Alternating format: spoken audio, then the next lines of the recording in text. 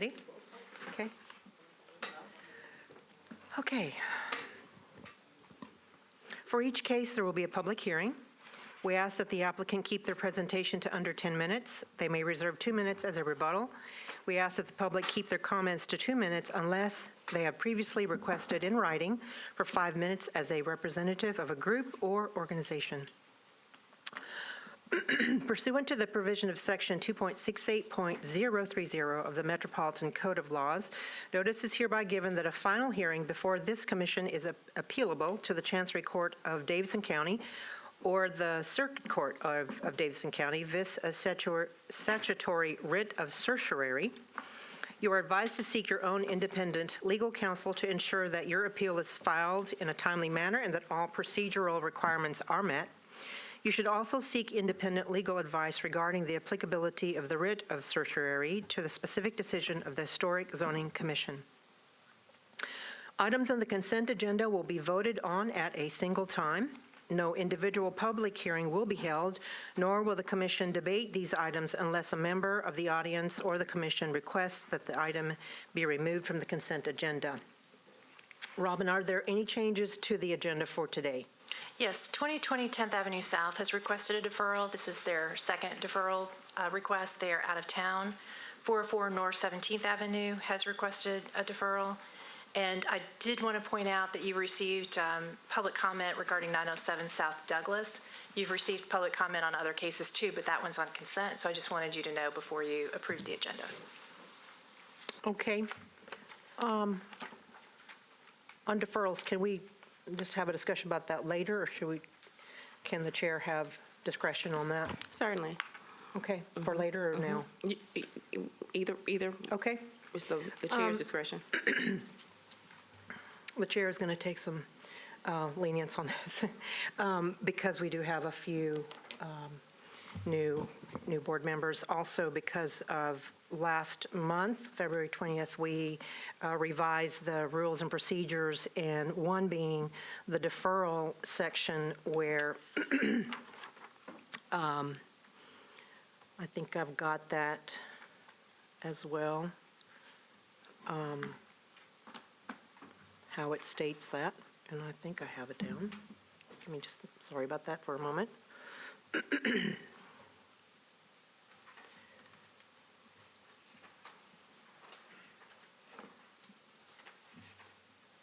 Right. So under the rules and procedures, G, deferrals, the applicant may request and the commission may grant up to 2 deferrals. Any request for a deferral after the second deferral shall be treated as a withdrawal. So commission, this is the second deferral. So that way we have this discussion now, and if one comes in before us in the future, that we do understand how we should treat it.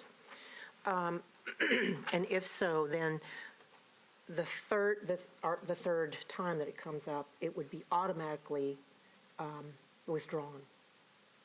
So that means it's legal, and please chime in when you prefer here. Once there's a second deferral, is the applicant informed that they need to show up at the third one, or it will The deferral is their request, so they know they need to come back the next month or defer again. Once it's deferred a third time, it's an automatic withdrawal, which means that they have to wait 6 months before they can apply again. Okay. So it doesn't prevent them from applying, it just delays it. But they'll be notified of that. They have been. Yeah. Okay. Are there any questions to that? Question for staff. If the application has changed materially, could they apply again as if any other case could apply Yes, again that as would if be it were disapproved? a new application. They would not have to wait 6 months. Would it be advised that an applicant might do well? They could defer for any number of reasons, but if a disapproval was one of those reasons, the case can be disapproved and then reapplied for directly thereafter to not have a 6-month, depending on your perspective, penalty for reapplication. Is that an accurate statement? Say it one more time, please. In lieu of deferring, coming up for the third time and it not being heard, would it not make more sense to have an application disapproved and then reapplied for instead of this continual delay? I just want to make sure I understand why. All right. Yeah, I see exactly what you're saying, and that's an option. Yeah, that's an option. But it Curiosity depends on the more reason than- for the deferral, I guess, you know. Understood. Okay, any other questions? So that's for information as well. Thank you. Is there a motion to adopt the agenda for March the 20th? So moved. Okay. Is there a second? Second. Okay, there's a second. All in favor? Aye. Okay. The agenda is approved. Are there any council members present with us today? Okay, none so. Is there a motion to approve the minutes of February 20? Yes, 20th? So moved. There's a motion? There's a second? All in favor? Aye. Okay. The minutes are approved. Consent agenda.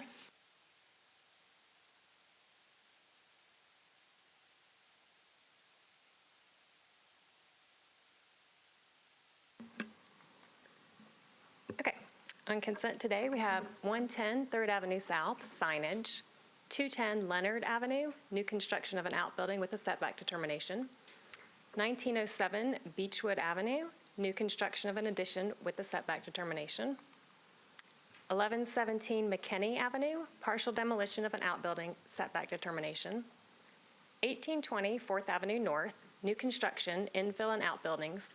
This is a revision to a previously approved plan. 907 South Douglas Avenue, new construction of an addition with a setback determination. 1704 Blair Boulevard, new construction of an addition. And 3538 Richland Avenue, new construction of infill. Staff recommends approval of these items on the consent agenda with the applicable conditions, finding they meet the design guidelines of their respective overlays. Questions to Jenny? Or is there a motion to approve the consent agenda? So moved. There's a motion. Is there a second? Second. All in favor? Aye. Okay. Consent agenda is approved. There are no overlay recommendations. Our first project is 2517 Blair Boulevard.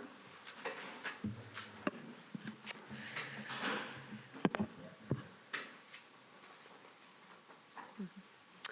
2517 Blair Boulevard is a 1.5-story historic house constructed circa 1932. The application is to increase the height of the existing garage and add a half-story to the garage. The outbuilding will not be used as a detached accessory dwelling unit as the property is zoned single-family. The existing garage does not meet the base zoning setbacks on the side, and the project requires a setback determination. In 2018, the commission reviewed 2 other applications for adding on to this existing garage. The first was a proposal for a full second story, and the second was for a half story with a taller roof form on the side. The commission disapproved the previous 2 applications.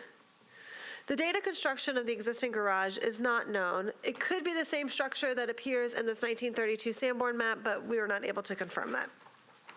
In any case, staff does not find that the existing garage is a contributing structure, so altering it and adding on to it is something that staff finds to be appropriate. As mentioned earlier, the existing garage does not meet the base zoning setbacks on its left side. For outbuildings of this size, base zoning requires a 5-foot setback. The existing outbuilding is between 2 foot 8 inches and 1 foot from the side property line. Base zoning, again, requires a 5-foot side setback, and the structure is as little as 1 foot from the side property line. The outbuilding does meet the rear setback of 3 feet at the rear. At its June 2018 MHCC public hearing, several commissioners expressed support for increasing the height of the roof of the existing outbuilding, even though it does not meet the base zoning setbacks, since the conditions are existing and the footprint of the structure is not increasing. So staff is recommending approval of the, adding on to the structure, even though it doesn't meet the base zoning setbacks. The addition to the outbuilding will increase the scale of the outbuilding from 1 story to 1.5 stories and will increase the height of the structure from 16 feet to approximately 19 feet 8 inches. While the eave and the ridge height of the addition to the outbuilding do meet the design guidelines, staff finds that its roof form does not. The design of the roof combines both dormers and a cross-gable form in a manner that has not been approved by the Commission in the past. In the past, the Commission has generally not approved dormers that attach to secondary roof planes like this one, as historically, dormers were typically standalone roof features. The design guidelines state that dormers should cover up to no more than 50% of the roof and should be set back 2 feet from the wall below. As the roof plane shows, combining the cross-gable form with the dormers on either sides results in the very large dormers that cover almost all of the roof planes. And again, the design guidelines state that dormers should cover no more than 50% of the roof. In addition, one dormer on the right elevation towards the back is not set back 2 feet from the wall, as is typically required. Again, the Commission in recent memory has not approved an outbuilding that combines the cross-gable and dormer roof forms. Most applicants meet the outbuilding requirements by using simple dormers that are 50% of the roof plane and inset 2 feet, or use traditional cross-gable forms. The design guidelines state, quote, "A new garage or storage building should reflect the character of the period of the house to which the outbuilding will be related. The outbuilding should be compatible by not contrasting greatly with surrounding historic outbuildings in terms of height, scale, roof shape, materials, texture, and detail," end quote. Staff finds that the dormers combined with the cross-gable form do contrast greatly with the historic house and neighborhood, as it is not a typical roof form for the neighborhood for either historic houses or outbuildings. In addition, the combination of dormer and cross-gable pushes the scale of the roof and the outbuilding to be incompatible with the historic house's roof form and the design guidelines. So in conclusion, staff is recommending approval with the following conditions: the dormers be removed from the cross-gable form, or a simple side gable roof form be used with dormers that cover up to no more than 50% of the roof and are set back 2 feet from the wall below. And 2, staff approve all windows and doors prior to purchase and installation. And just want to explain, we're not recommending disapproval in the hopes that if the commission agrees with staff's recommendation, that would approve the setback determination. So if they redesigned it to meet the design guidelines, they've already been approved for the setback determination and would not have to come back to the commission, if that makes sense. Happy to answer any questions. Anything at the moment? Okay. Is the applicant here? Okay. Please state your name and address, please. Brad Van Rassel. I represent the architect on the project. Address is 1521 Dallas Ave. So I don't have a whole lot to say today. We actually pretty wholeheartedly agree with staff's recommendation. The only thing here to say today is with that recommendation, with removing all the dormers, it creates an issue with the head height for the stair in the rear of the space to get up into that kind of half-story area. So the only thing that we ask that you consider is that we be allowed to keep the dormers on the rear side out of the public view, so we can still keep the the historic nature and kind of remove those uncharacteristic dormers from the front, so it appears correct, but still allow us to tectonically create that stairwell to get up into that half-story space above. But other than that, we'd like to cooperate as fully as possible with staff's recommendations. We just hope we can keep those ones in the back, because if we do remove those, it basically renders that space unusable. You can't get up there without the stairwell to get there. So other than that, that's really it.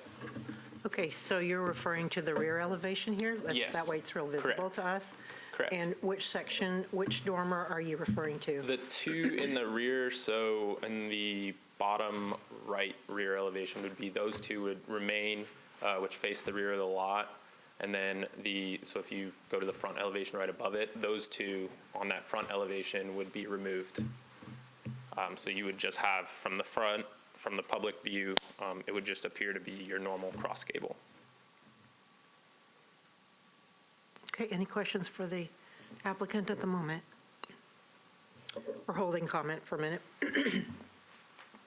All right, open public hearing. Anyone here to speak on this project? If not, we will close public hearing. Commissioners?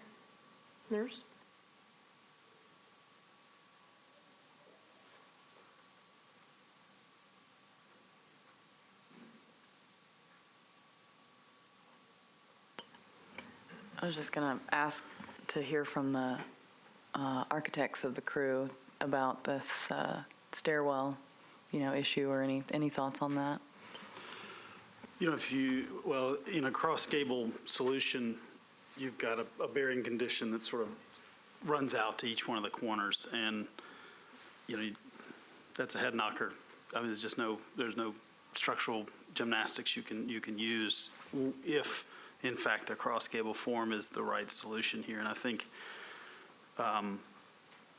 so that I think that request is not unreasonable. Of course, we're not here to design it for the applicant, but I think that's not an unreasonable expectation. They've not started the stair a great distance back from the front. There's not a self-imposed issue there, and to maintain useful garage space below certainly would be something worth consideration of the commissioners, I think.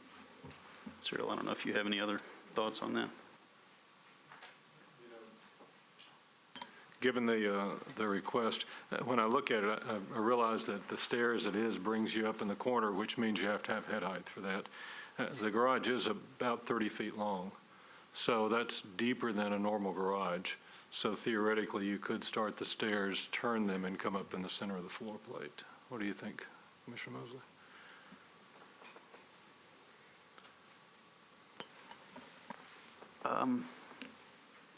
In my mind, I guess it's maybe a bit of a width issue, but I don't, to sit here and figure it out and draw them out is maybe not our space. It's the kind of thing we architects spend a fair amount of time dealing with stairs, so it's not a quick answer for that. So, I guess my question on the recommendation, to be sure that we follow that, is that it's saying no more than 50% of the roof. So are the dormers that are planned, are they above the 50%? Jenny? It wasn't my case, but yes. Oh, sorry. Whose case was this again? Melissa, sorry. If it's just the two in the back,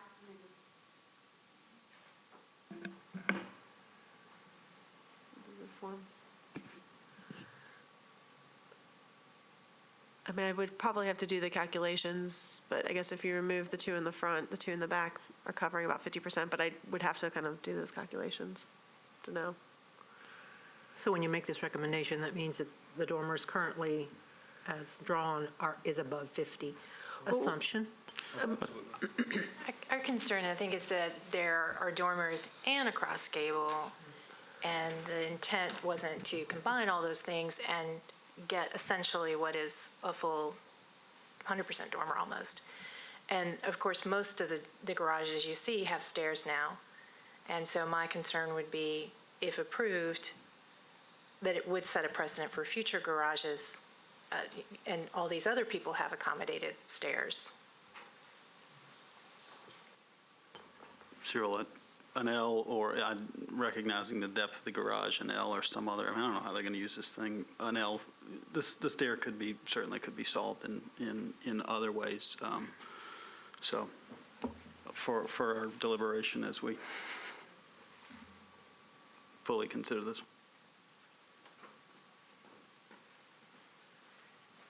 Well, if the stairs can be handled another way, then I would propose that we approve the staff recommendations for 2517 Blair Boulevard.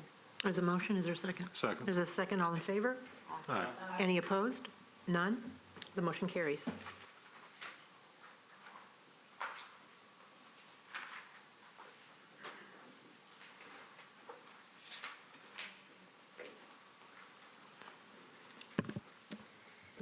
Okay.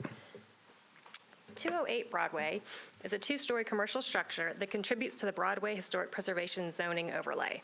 An alley runs along the eastern side of the building. This is a request to keep a painted sign already installed on the side of the building facing the alley. There are two issues. Painted signs are only allowed by modification, which means they must be reviewed by the commission. And while secondary elevations are considered appropriate locations for painted signage, the guidelines state that painted signs should be on upper elevations, not painted on the first level of the building. Therefore, staff suggests the mural be relocated to this location. In conclusion, staff recommends removal of the sign with the condition that the method of removal is approved by staff, finding that the sign does not meet Section 4 of the design guidelines for location. Staff further recommends approval of the same sign relocated so the entire sign is above the windowsills on the second level, finding that the current sign meets all the other design guidelines. Any questions for me? I don't think I read this in the recommendations, Okay. but did this applicant bring this design to the staff before installation? No, Okay. So it was done without permit? correct. Okay. Anyone else? I'm not sure if the applicant's here.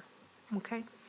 If the applicant is not here, we will open for public hearing. Is there anyone here to speak on this project? If not, we will close public hearing, and commissioners now discuss. So it seems, I mean, without a permit, I think certainly the applicant would have been directed to do this one time only if the proper application had been sought. And while oftentimes I think absence of or ignorance of the law is certainly not excuse for not abiding. So, yes. And so with that said, I move approval of the staff's recommendation. There's a motion. Second. There's a second. All in favor? Aye. Any opposed? None opposed. The motion passes.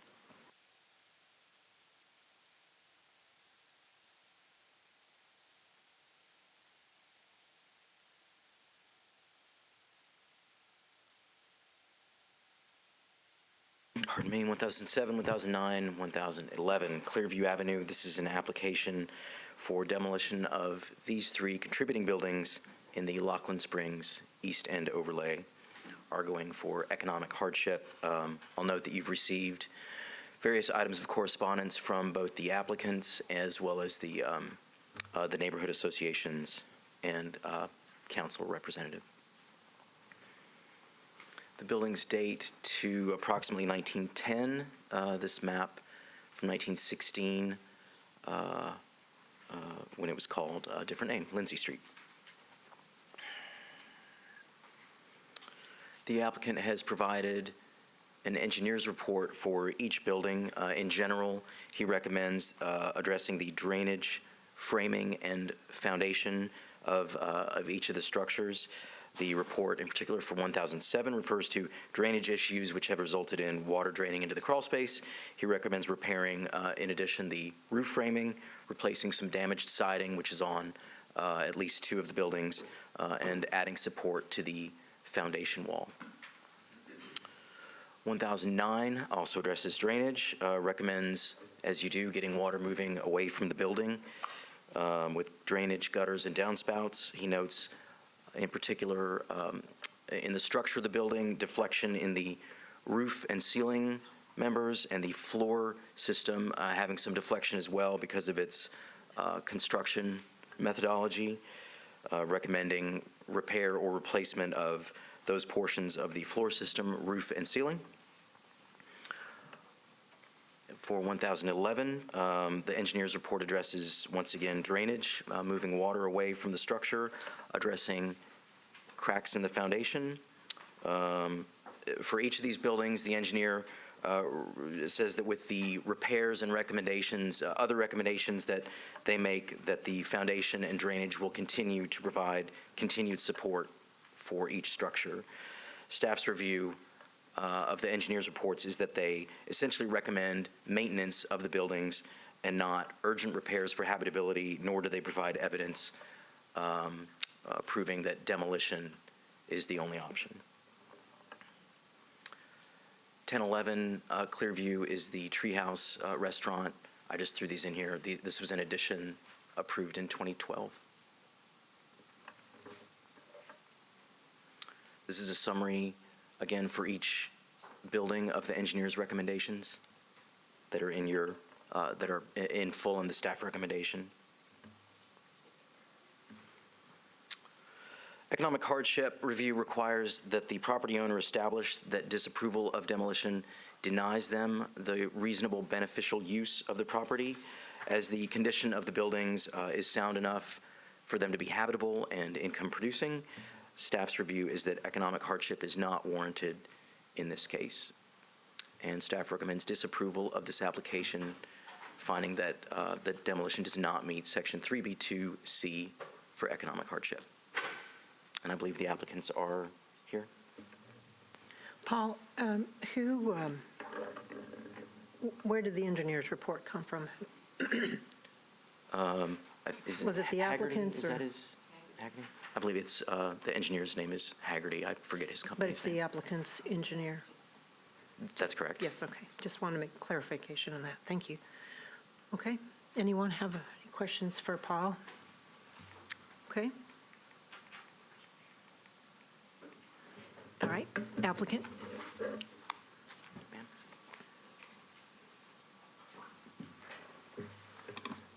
Good day. I'm Paula Spiker, the owner of the homes, with my husband. We bought these houses before the historical overlay was laid on top of them. We bought these in order to retire on. So now we're at a point of retirement and just trying to decide how to sell them, what's the best way to recoup our money for retirement, for long-term care. And I think what I would like for you to do is kind of put yourself in the position of, if it were your parent, what would you try to help them do? So I know you've all walked and lived on the same streets we have, and partook in all of the inner city of downtown Nashville. The east side has always been a little slow to develop, and there's a new heartbeat there. There are some new people moving in. Everything is changing. If you drive down, it doesn't look like it used to. And it's great. It's really looking good. We disagree with the decision. My son lives, who's here today, he lives 2 blocks down from the treehouse at 1011 in the 12th block, and he lives in a historical home. A senator built it. It has a marker. We know what historical means. It's important to us also. I would like to say that we've been there 31 years. We have actually lived in the houses, had a recording studio, and then in 5 years ago, my son turned 1011 into a restaurant, and we moved next door to 1009. 2 years ago, we moved out of that because of the noise and all the things that go on in East Nashville. It's not fun living in the commercial area there. So we have owned these houses and bought them from the Amos family, who owned them, and they use them as row house rentals. In other words, they weren't built to be historically pretty. That's not necessarily what they were there for. And they have been rented all the years till we bought them. We also bought the one at 1007, which is on the screen right now, when the neighbor left the neighborhood. He's the only person that was a permanent resident beside us to own these houses. They've always been rentals. The historical overlay was there before we bought it, and there also was a park overlay on that neighborhood at one time. And no one seemed to think anything about tearing the whole block down to put a park, which would have been great. I think it would have been great for the area. But they didn't do that, and the historical came in and put an overlay on top of that to stop that. So my husband and I are both self-employed. We've had cancer. We had to refinance the houses in order to pay our cancer bills. And now we're at the point of, how are we going to settle out of this life? You know, are we going to leave our kids? We have 4 kids.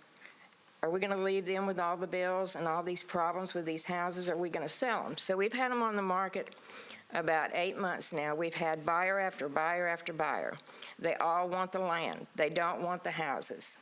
We know how that goes because they want to build from scratch up. They don't want the foundations that are cracked. You don't put new construction onto a house like this when your foundation is not stable. They're not on footers. They shift, the walls are cracked. There's all kind of issues in there. 1009 has plaster walls. Those are cracked. So for somebody to buy these and then rent them out, they can't make enough money for their investment because the square footages are so small. So we've done some math for you. If you were to sell them, if you were to put more square footage onto them, the average square footage in East Nashville is $250 for resale, and that's a low number. Most of the commercial went for $300 per square foot. So it's not real feasible for a person to refinance a house and build onto it and add 2,000 or 3,000 square foot to it, or even another 1,000 square feet. They're mostly 1,000 square feet. They add another 1,000. They can't get their money back out of it. So it puts us in a dilemma. We can't really sell them because of the square footage is so small. We have thought about maybe donating the houses, to the whoever wants them historically, to move them and put them on a park or whatever. They're cute little houses, but they're all cosmetically fixed cute. The insides of them and the actual foundations of them are rough, and there hasn't been a lot of work done to them. The only one that's had any work done to it is 1011, and the commission passed that a while back for them to restore that to make a restaurant out of it. In closing, I think what I really want to say here is these houses are used commercially for offices and for a restaurant. They're not used for residents.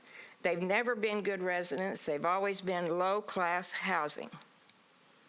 And they make fair office space right now, but they're still not big enough for most people. So we're kind of trying to file for economic hardship, because I realize that your guidelines for economic hardship means, there's been a fire or the floors are falling in, or, that detail. Our hardship is we can't resell them at the square footage they're at right now and get a decent price. I don't know if you saw the appraisal papers, but the appraisal papers say 1007 appraised for $287, 1009 appraised for $410, and 1011, which is a restaurant totally redone, only appraised for $470. Now, if you know anything about East Nashville properties, and we furnished a CMA with this, and with the CMA, the average sale over there is what? What would you guess? Well, it's at least 6 on most houses, and the ones that have sold really in 2016, 2017 were the big sales. In 2018, it's been slowed way down, the real estate market over there, because everything's been redone or built on or whatever. So I'd just like to wind up saying, for us, it's a great loss because we can't afford to repair them. I don't know anybody that would lend a 81-year-old man and a 75-year-old woman a loan to add more square footage to them. So it puts us in a real dilemma. We can't afford to increase them. We can't afford to remodel them. All we can do is lease them the way they are. And we can't seem to get over $2,000 in money of lease per month on these properties. We've had them up. We've had them in MLS. We've done everything. And they just, they are what they are. I'm going to wind up with that right there. But I thank you for your time. Thank you. Anyone open for public hearing? Anyone here to speak on this project? Okay, I don't see anyone, so we will close public hearing and commissioners will discuss.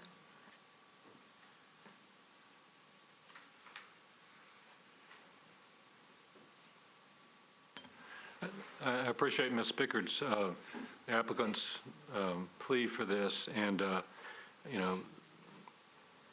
and can understand where she's coming from. However, as a board, we are charged to carry out the wishes of the community. One of the things she said was that the historic put an overlay on this. Well, the way the overlays come about is from the citizens and from the council person, and it takes a majority of the people. So in reality, it was the neighborhood that called for that. We've received several pieces of correspondence from the neighborhood and from the council member urging us to stay with the guidelines and with what we're charged at. Having reviewed the engineer's report, I have to agree with our staff recommendation.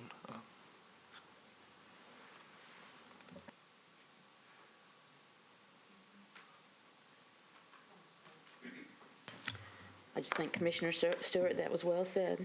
And again, I appreciate the dilemma that the applicant is in, but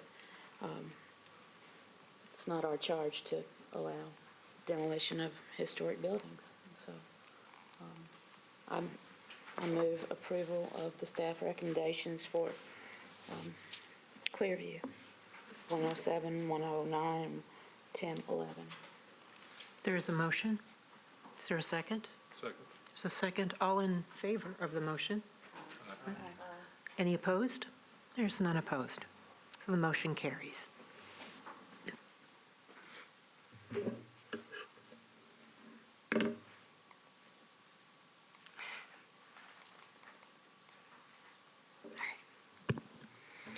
All right, the next item is a request for an addition at 808 Shelby Avenue. The applicant proposes side additions to an infill duplex that the commission approved in 2017. The request does include setback determinations to reduce both side setbacks from 5 feet to 3 feet. A preservation permit was issued administratively last month in February 2019 to allow for a rear deck and exterior stairs on both side facades. The stairs were to allow egress from the side doors to the ground. Staff found that those plans met both the design guidelines and the bulk standards of the zoning code and issued that permit administratively. Since then, the applicant has requested to modify the design and to connect the side entrances to the approved rear deck. The proposed decks will be located 3 feet from the side property lines. Some background, the zoning code requires a minimum side setback of 5 feet. It does allow for encroachments for some elements, such as chimneys, porch coverings, eaves, gutters, fire escapes, or uncovered stairs like those that were approved administratively last month. The revised design that extends the walkway to connect to the rear deck before terminating in the exterior stairs that start just beyond the rear wall of the house is considered an uncovered deck, which is not a permitted encroachment in a side setback.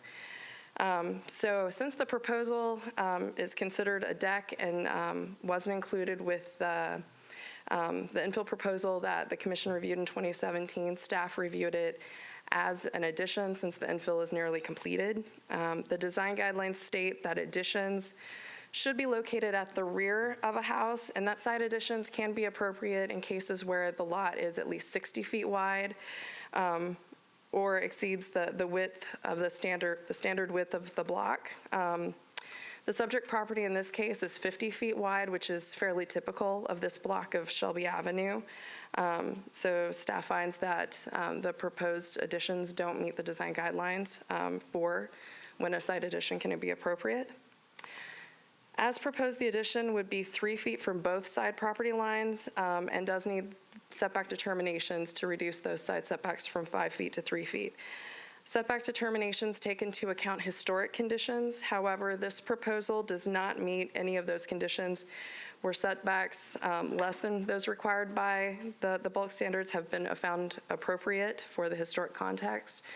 Some examples where the commission has approved setback determinations have been for outbuildings, rear setbacks, or for additions that are inset appropriately on historic homes where the sidewall of the historic home may be closer to the property line since it was likely built before setbacks were required. Staff finds that this proposal does not meet the criteria for reducing setbacks as you would not see this historically. Materials for the deck aren't noted on the plans, but staff assumes that the decking will likely be wood, which is a typical material used for a deck. However, staff finds that the material is not appropriate for a side addition, which may be seen from the street.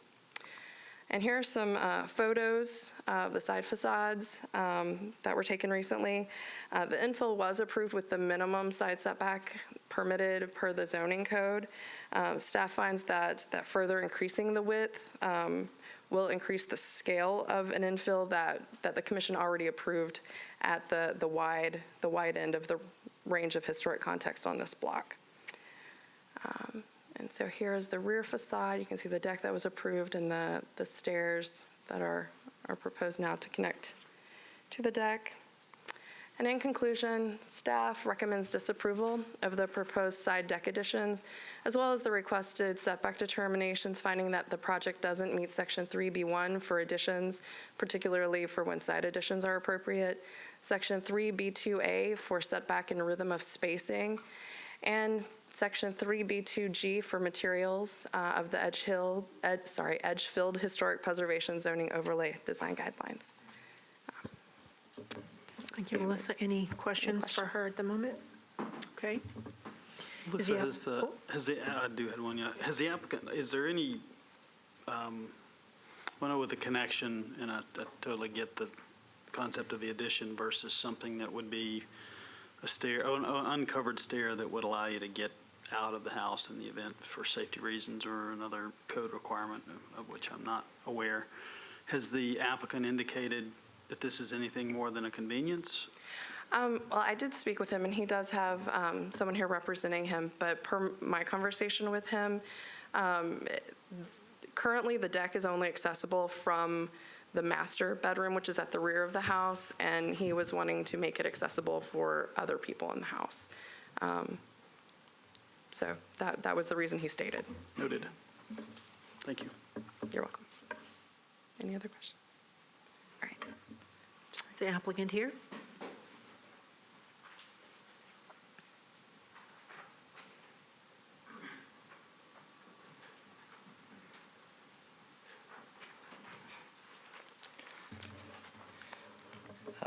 Chairman Bell, members of the commission, I'm Joey Hargis, attorney with law firm Baker Dawson, here on behalf of my client Infield Development. First, thanks for taking the time to hear our request today. As staff indicated, this is a request for a setback reduction on this sideline from 5 down to 3 feet. And it should be noted, as staff mentioned, Melissa mentioned in her staff report, the zoning code does allow permitted setback obstructions within side and rear setbacks, and that's noted in 17-12-040. And as previously mentioned, the stairwell, the fire stairwells are item 10 in those permitted setback obstructions. It should be noted too, there are a couple other setback obstructions, and one of which I think is somewhat applicable to our case, but I'll mention them both. First is that number 16, that open and uncovered stoops, including handicap reps, are permitted within the side setback. And as noted in that section, there's no determination on how large those could be. And what our applicant's proposing is essentially a 2-foot wide walkway from the side door that would connect to the rear deck at the end. The stairwells that were originally proposed would be relocated to the back as an answer to Mr. Mosley's question. As far as egress would come off the back of the deck as he submitted in his plan. But I think the more applicable thing is item 6, and it says, within the UZO, covered and enclosed porches between 30 inches and 8 feet in height above grade in the side and rear setback, but not closer than 3 feet. So the zoning code actually envisions and allows an enclosed structure here on this side setback, which is obviously more visually intrusive than what our client's proposing, which is simply a 2-foot walkway to connect roughly a 10-foot stretch from that doorway to. And really the goal accomplishes a couple objectives for our clients: to provide access to this rear deck area without having to go through the master bedroom to access that. So as you can imagine, guests in the house can use the side door to access rather than tromping through the bedrooms in each unit to get to it. But 2, it also provides some security to that side door by restricting the access of who can access that. As designed, the stairs would come from the rear of the property. That would provide some access and some security to that side door, that you can't come from the side property line and go straight up into that side door for ingress and egress. And additionally, I visited the site today and staff provided pictures. It doesn't appear to me what's proposed will be as visible from the street, if at all, than a vertical column fire stair or stair access would be. Our client is willing even to propose to put some landscaping if staff feels necessary to help visually screen that if it is visible. But I think it's less obtrusive and less visible from the road in a vertical plane than a stairwell would be, than just a horizontal walkway. Members, that's all I have. I'm certainly here to answer any questions that you may have of me. I reserve 2 minutes in case there are members present. Thank you. Thank you. Commissioners, do you have any questions for the applicant at the moment? Okay. We're going to open public hearing. Anyone here to speak on this project? If not, we will close public hearing. And commissioners' discussions.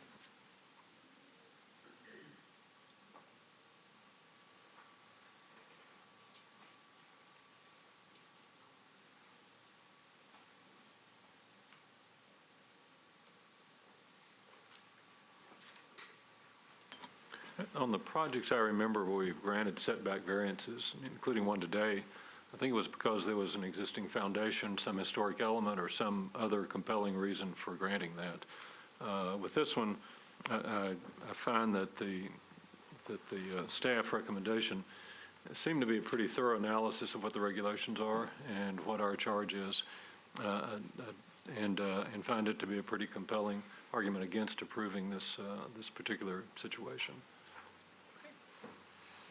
Thank you, Commissioner. Anyone else?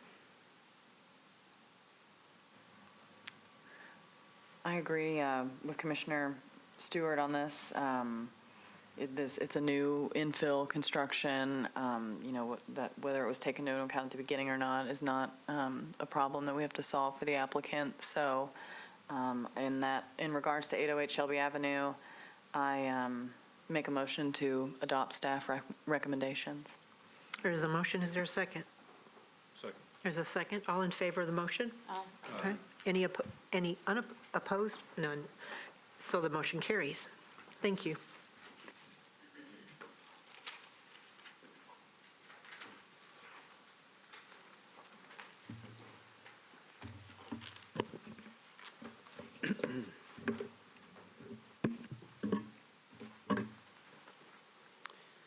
All right. Good afternoon, Commissioners. Here is an application at 1605 Douglas Avenue.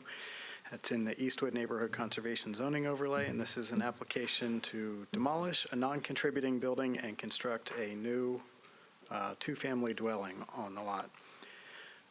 The lot is fairly typical in its size and shape, at least in the dimensions of the lot itself, but it has sewer lines that run all across it, across the front, up the left side of the lot.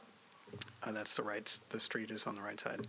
The front, left side, and turning across the rear of the lot are sewer lines for which there are easements that essentially account for more than half of what would be the buildable area of the lot, and that's before even accounting for the 5-foot standard setback, side setback, which is what I've illustrated there on the top of that image, or towards the top of the image. So it's a tough lot to build on. What is proposed is infill that will maybe not technically be 2 stories, but it's more than 1 story. And it has the upper story has a perimeter, has a knee wall all around the perimeter, plus projecting bays on the upper story that actually give the upper story a little greater area than the first story. The eave height proposed is 16 feet from grade, whereas typical eave height for the surrounding context is predominantly 1 and 1.5 story houses with eave heights of around 10 feet.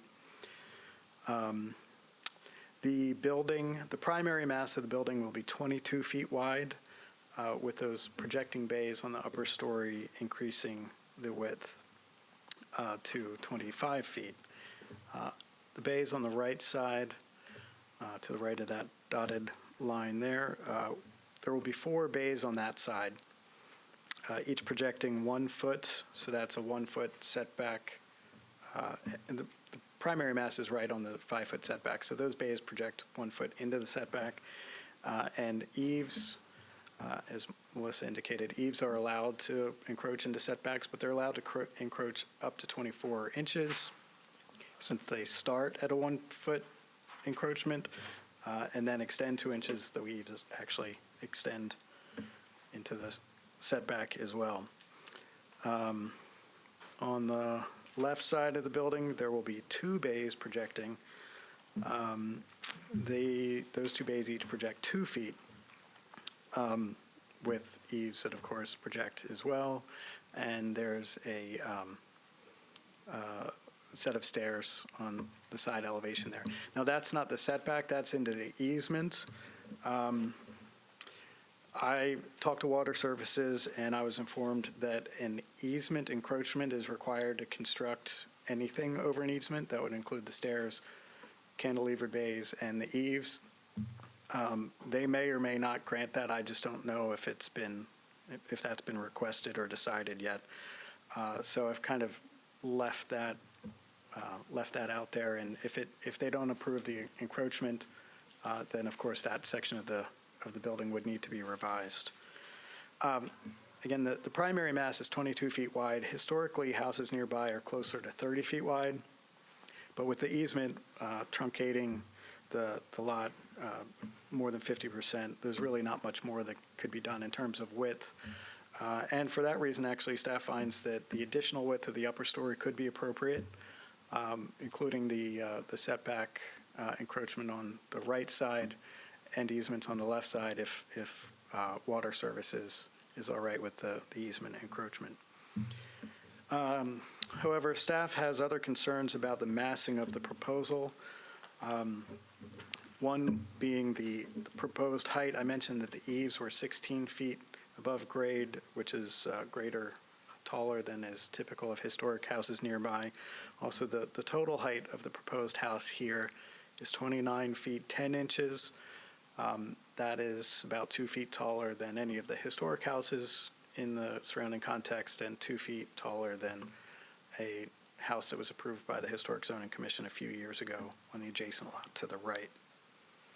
The main concern is not so much that, or at least it goes in addition to that, it's with the massing of the infill, in that there are 2 clearly distinct masses attached with the shorter and narrower connection. Each of the primary masses is 46 feet long, front to back, and the 8-foot connector and an 8-foot deep front porch gives the building a total depth or total length of 108 feet. And with the narrowness of the building and the height of the building, that depth in the two component form, sort of a house behind a house configuration that's not found anywhere in this in the historic district. Here's on the left side, you see that there are 2 of those projecting bays, 1 on each of the dwellings, each of the units, and then there are 1 on each on the other side, 2 on each on the right side. So these 4 project into the setback closest to the house adjacent to the right. There's the rear. And so in the surrounding context, this house kind of is centered on this photo. 1607 Douglas was the infill that was approved by the commission in 2014 or 15. That one is 28 feet tall, and the eaves on there actually are about 13 feet tall. It's probably taller than they should have been. The drawings actually show the eaves projecting a little further. But the proposed infill would be to the left of this, would be 2 feet taller, with eaves about 3 feet taller than the eaves of that. Here's from the other side, historic house to the left, 1.5-story house. It's about 23 feet tall with a 9-foot eave. And this gravel parking lot or driveway along the left side of the existing non-contributing house is where the easement runs. You can see the manhole there. So that is going to remain unbuilt, undeveloped after any new construction. So that's just shows you how visible anything is going to be here, and certainly something with the massing and configuration of what's proposed. And that's just showing the side and the front sort of at the same time. These are houses directly across the street and kind of aimed to the right. Roughly 23, 26 feet tall, 10-foot eaves. This is standing in the driveway looking directly across the street. Again, one-story houses with 10-foot eaves, which is pretty indicative of the surrounding historic context. Staff feels that despite the difficulties created by the easements, that the proposed new building is not compatible with the surrounding historic context. Staff recommends disapproval of the proposed new construction, finding that it does not meet the following sections of the design guidelines for the Eastwood Neighborhood Conservation Zoning Overlay. Those are 2B1A height, 2B1B scale, 2B1E roof, and 2B1F orientation.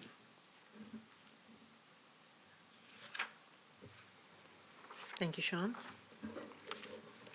I'm have here more? if you have any questions, and the applicant is here as well. Okay, many questions to Sean for the moment? Ben?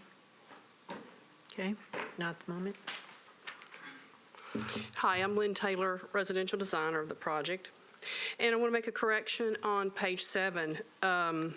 He says the house is 29 feet, 10 inches tall, 2 feet taller than 1607, and it's not. It's 28 feet tall, just like the next house to it. I have the application for 1607, and the dimension from the finished floor is 26.4, and if you look at mine from the finished floor, it's 26.9 and something. So that it's not that tall. The eave height then is shorter than what he's saying. From the finished floor, the eave height is around 12.11, and if I use the same finished floor as 1607, then my eave height will be 14.7. So it's not as tall as he's saying. It's easy to make these mistakes. I mean, I make these little mistakes myself there with all the work we're all doing these days. This house will not feel as massive as 1607 because it's narrow and it has a front-facing gable. The house next door is a side-to-side gable and it looks much more massive. So I just want to make sure you understand it's not taller than the house to the right, the brand-new house that was approved. The existing house is to be demoed, and the front corner of that house is 18 inches from the property line. Actually, it's a little less, a tad less, and the back right corner of that house is 6 inches from the property line. So it's not in compliance with setback regulations. It's because of the setback easement they built it that way. Okay, so we can't even use half the lot for this house, which doesn't give us the beneficial use of the property. This lot is different from all the other houses in the neighborhood. There's very few houses that have these easements, and I have had another one that happened like this too. So you will not be setting a precedence between the house behind the house. However, the Historic Commission has approved houses behind the house. I'll give you examples, and some of you may be new and not know this. In Edgefield, 902 Shelby, interior lot, a house behind a house. That's a preservation overlay, which is really rigid. 1811 Forest Avenue, interior lot, Laughlin Springs regulations. That is a house behind the lot which is connected by a one-story carport storage building. 902 Shelby is connected with a shorter two-story roof. The roof doesn't go all the way across, right? At 14th and Forest, another house behind the house, the entire roof is the same level all the way back. I do not mind making the roof all the way across, doing a smaller connector at the second floor level. Right now it's at the first floor level. I think it would look better if it went all the way back myself. And then on Fatherland, at the 1100 block of Fatherland, there is a SP or a PUD, and there are 4 houses in the front, and there's 2 houses behind the end houses. Those 2 houses behind those houses are the same height as the front house. The Historic Commission had the power to make them shorter, and they did not. And they are houses behind a house that's not connected because of the zoning.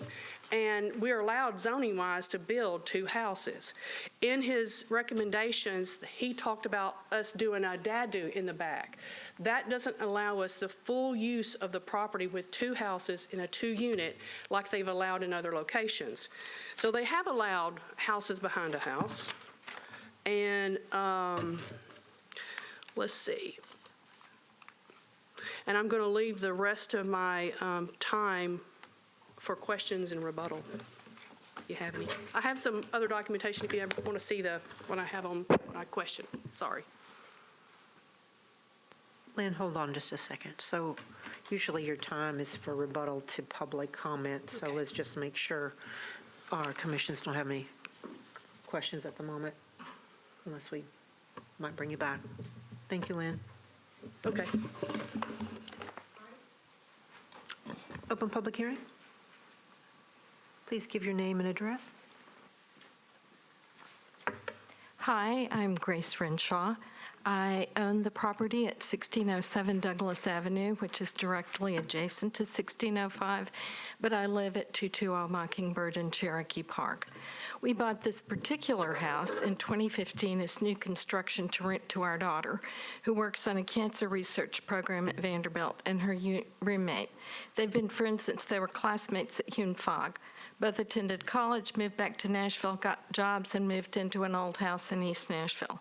After their leases on houses in East Nashville were not renewed 2 years in a row because the landlord planned to sell a property to the developer, we stepped in.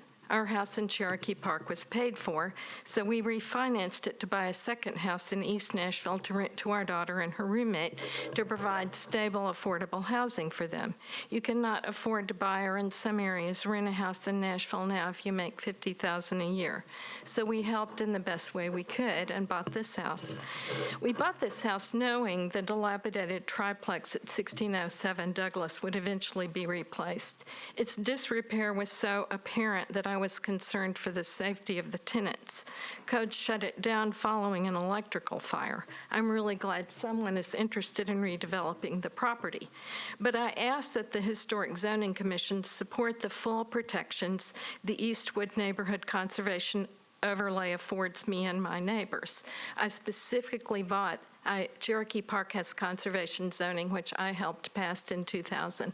I specifically bought in a neighborhood with conservation zoning because I wanted those protections, and I also wanted a neighborhood that would respect current construction. And I disagree with Ms. Taylor's contention that the house that I live in looks more massive. It seems to me that mass looms larger when it's tall and skinny than it does when it's spread out a little more with landscaping.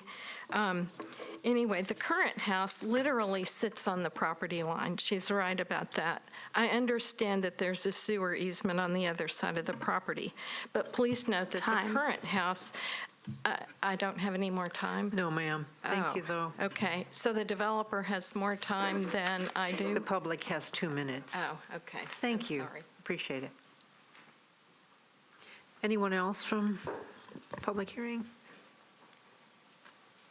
Okay, we're closing public hearing. Commission's discussion. I'll just start with, a few maybe math, differences aside that seemed, again, the ones I heard between them were minor, and it was still, I think, overall larger, on the larger side.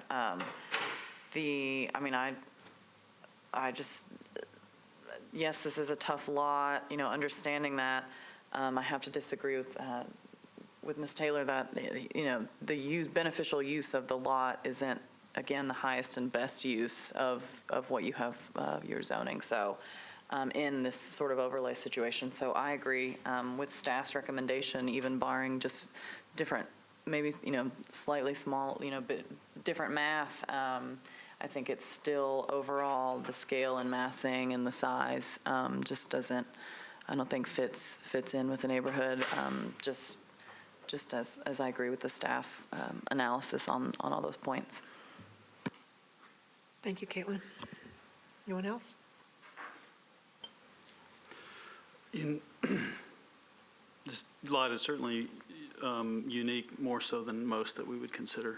And so it, I think in that regard, would be granted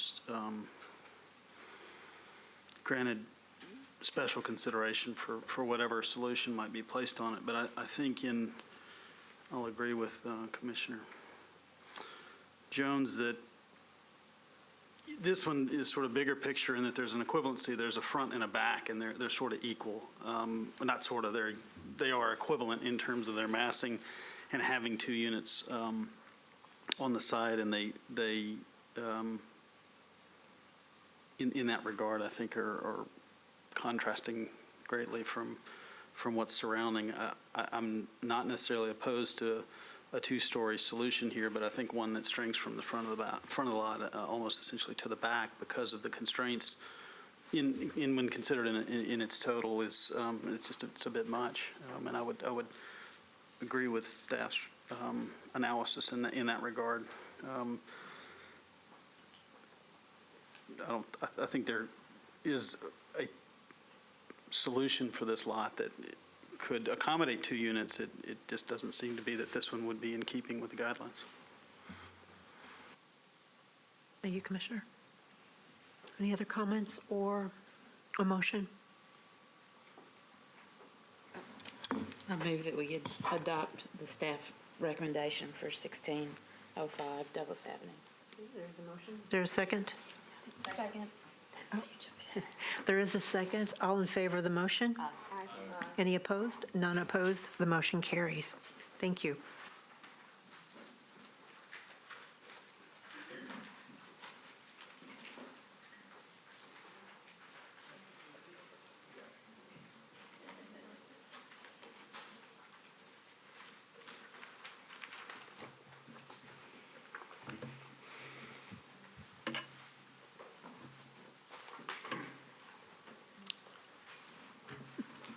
My next case this afternoon is for 2012 Beechwood Avenue, which is in the Belmont-Hillsborough Neighborhood Conservation Zoning Overlay, and this is an application to construct additions to a contributing building in the overlay.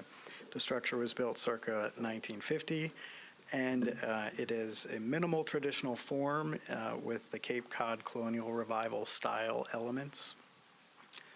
Primarily, you'll notice the side gabled form, central front doorway, minimal door surround, all characteristic features of the form and style. The additions proposed to this building include a bracket-supported hood over the front door, an uncovered expansion of the front porch deck, a pair of front dormers, and a rear addition. The Commission has said that in a neighborhood conservation zoning overlay that Historic Zoning Commission review is not needed for small door hoods that can be supported without columns, nor is MHZC review needed for uncovered decks, including those in the front. So those are shown on the drawing here, but not really addressed in the staff recommendation. The design guidelines say that an addition should be situated at the rear of a building in such a way that it will not disturb either front or side facades. And literally, or taken at face value, this would prohibit front dormer additions. However, staff has given a lot of consideration to the matter, taken a thorough look at the surrounding context, and we have taken the position that because front dormers, or having found that front dormers are common types of additions for this type and style of house, it may be appropriate for minimal traditional Cape Cod type houses to have front dormer additions. In coming to that conclusion, we looked, as I said, thoroughly at the surrounding context and to try to get an idea of, if there are some parameters that because it's a departure from precedent in allowing front additions to a historic house in a conservation overlay or in this conservation overlay, it would be setting precedent. So we wanted to see if there were some rules that should be followed based on, and by rules, I just kind of mean how things were built historically, since that's the template that should be followed for new construction. So finding that front dormer additions may be appropriate in keeping with the historic context, we suggest that they should be set 2 feet back, at a minimum, 2 feet back from the first story front wall and sitting 2 feet down from the ridge, assuming it's a side gabled house. And staff finds that the proposed front dormers, 2 feet down and 2 feet back, would be consistent with historic front dormer additions.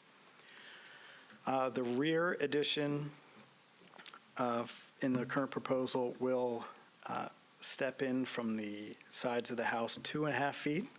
We'll carry back, and then after a distance, we'll step back out 2 feet, or just shy of 2 feet, so that the sidewalls of the additions will be just a few inches inside, set inside the silhouette or shadow line of the historic house.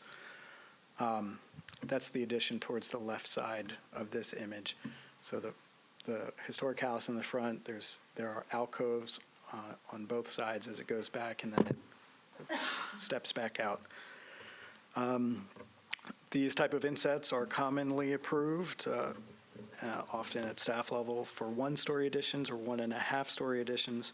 However, the proposed addition is a full 2 stories with an eave height that's 13.5 feet taller than the eaves of the historic house, and a ridge height that is 3 feet 6 inches taller than the historic roof's ridge.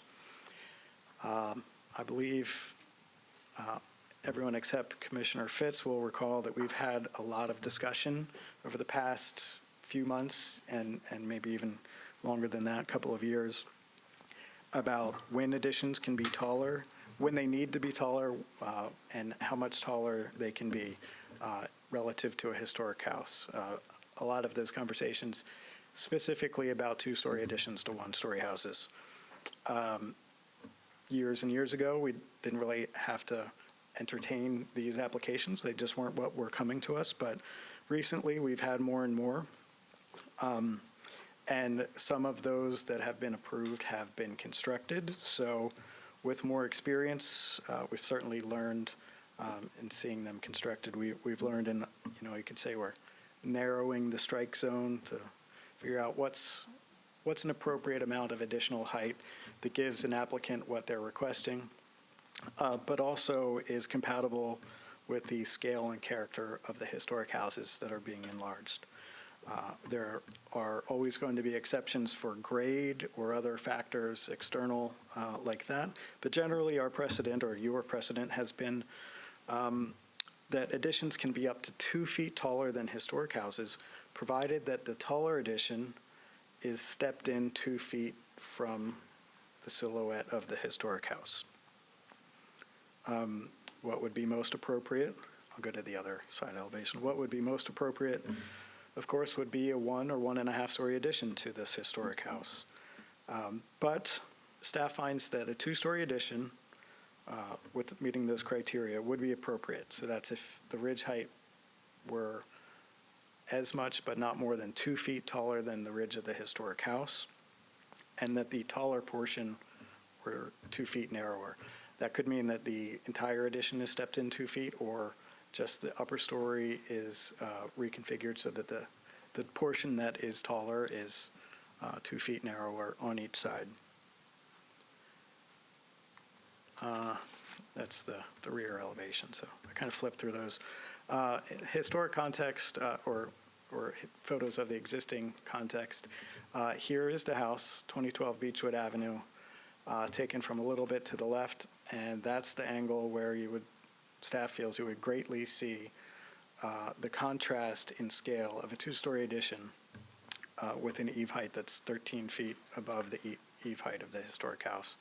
And likewise, from the right side, a 2-story addition staff finds that scale is not appropriate behind this historic house. Staff recommends approval of the proposed addition with the conditions that the front dormer shall sit back 2 feet from the front wall and 2 feet below the roof ridge, that the rear addition shall be no more than 2 feet taller than the historic house, and that the taller portion be stepped in 2 feet from each side of the historic house. And then that material colors, window door selections are approved administratively, and if the HVAC units are relocated, that they be put behind the midpoint of the building or on the rear. And with those conditions, staff finds that this project would meet the sections for additions in the Belmont-Hillsborough Neighborhood Conservation Zoning Overlay. Thank you, Sean. Any questions to Sean? Moment. I've got one that's kind of, or it's technical or very specific, and looking at this house, and I certainly appreciate the analysis the staff has done on providing leeway and try to sort of narrow the target on this, but I'm looking at this particular application and thinking, okay, if we're almost at the peak of the roof now, it's drawn a few inches shorter, 6 inches from 4, and if we take another 18 inches out of it, and then I think it's going to creep up the dormer's going to creep up the roof just a bit too, so that The front dormer? The front dormers, you kind of get this, and everybody knows I'm not a fan of the, the window in the bathroom that's sort of this non-historic, goofy shape. In this case in particular, are we going to get something that's maybe less desirable with those constraints? Some of that question might be better answered by the architect. I will just say that, I think that reducing the scale from the top and the bottom would make it more in keeping with the scale of dormers on similar houses. This gray one on the left, which is just painted recently, brick, I think it would be similar proportions to that. At least that's why we did the research. And here's why I think it might be better for the architect to answer, is that I don't think that those 2 front rooms in these are bedrooms, so I don't know that they need to meet egress. That would change how big the windows need to be. Okay, thanks. Okay, is the applicant here?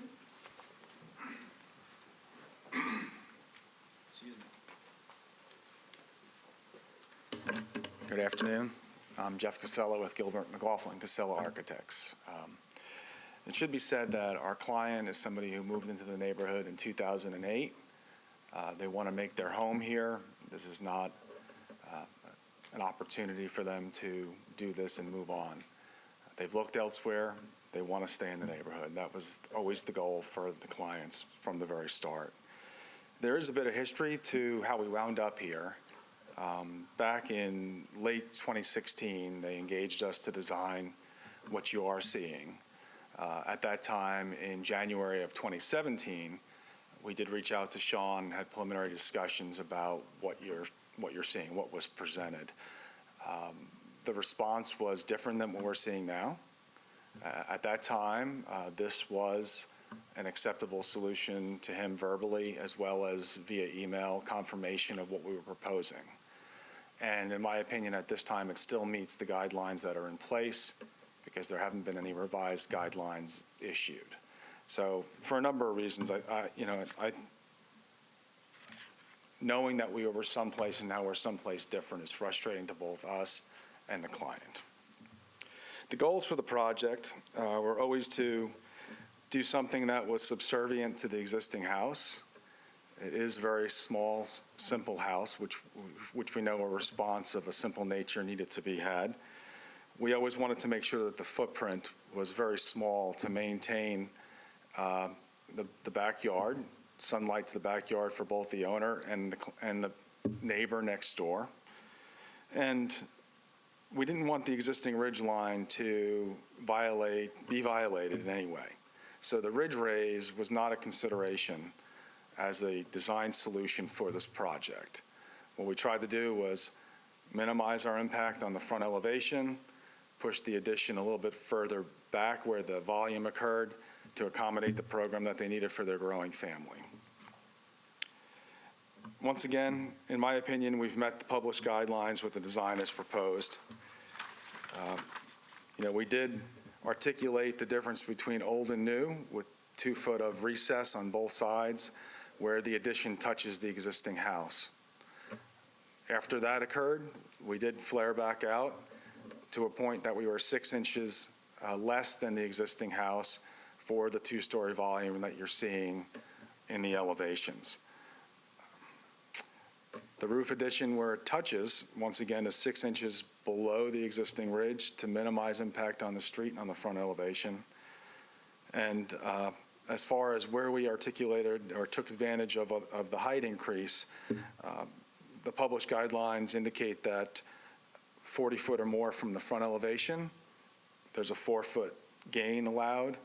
In this case, we are 44 feet 9 inches, and we've only used 3 foot 6 of that allowable 4-foot allowance that's spelled out in the guidelines. So in summary, of course, recommendations 3 and 4 concerning color selection in the HVAC units were agreeable to. Those were givens, and we knew that to be the case. I think it's a clarification on Sean's part to make sure that we were thinking about those. The dormers, we'd like them approved as presented because of the previous conversations that we've had to arrive at the design that we have at this point. And concerning recommendations two, focusing on the height and the width, once again, we'd like the design approved as submitted. The irony of all this is to do what we're being asked to do actually changes the proportions of the front of the house and increases the visibility of the addition from the street. It affects the main portion of the house more than what we're proposing to do. I'll save the rest of the time for questions, please. So let's just clarify that Sure. you're all in except for the 1 and 2. Except 3 and 4 takes care of. What do you?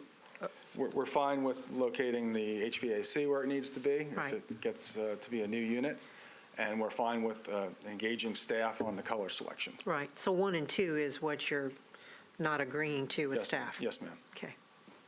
Thank you. Jeff, maybe this is just my perception in the drawing, but if we come down 2 feet from the top and then as you're receding and you're 2 feet back from the front wall, at least as I understand the recommendation, you sort of have this diminishing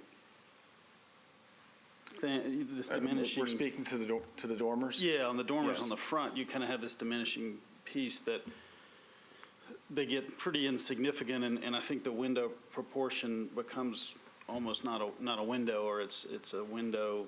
I guess without it being drawn, it's hard to say, but the window seems like it might become wider than it is tall, which is The solution will become more horizontal. Yeah. Yes. Do you know how far you would be from the front wall of the house, or how far when the dormers are planned from the front of the house? Currently, I believe we're at 9 inches from the front wall, existing front wall. Okay. There's not much of an overhang on this house, so it's a little difficult there. Mm-hmm.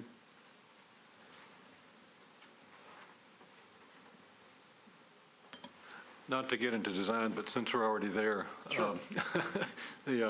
one of the things that I've seen on houses of this era and vintage are dormers that are set back like the guidelines call for, and that we're pretty consistent on keeping them 2 feet back from the front. And it looks like that wouldn't jeopardize the plan so much, but as Commissioner Mosley said, it does make those dormers sort of an odd shape.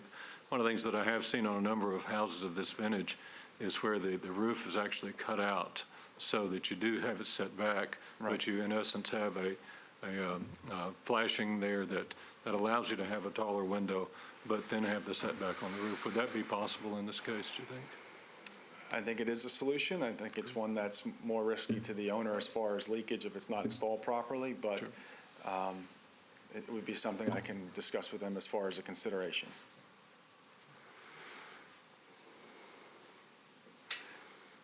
Our biggest concerns, besides the dormers, are certainly the width and the height of what's happening behind the house. Yeah.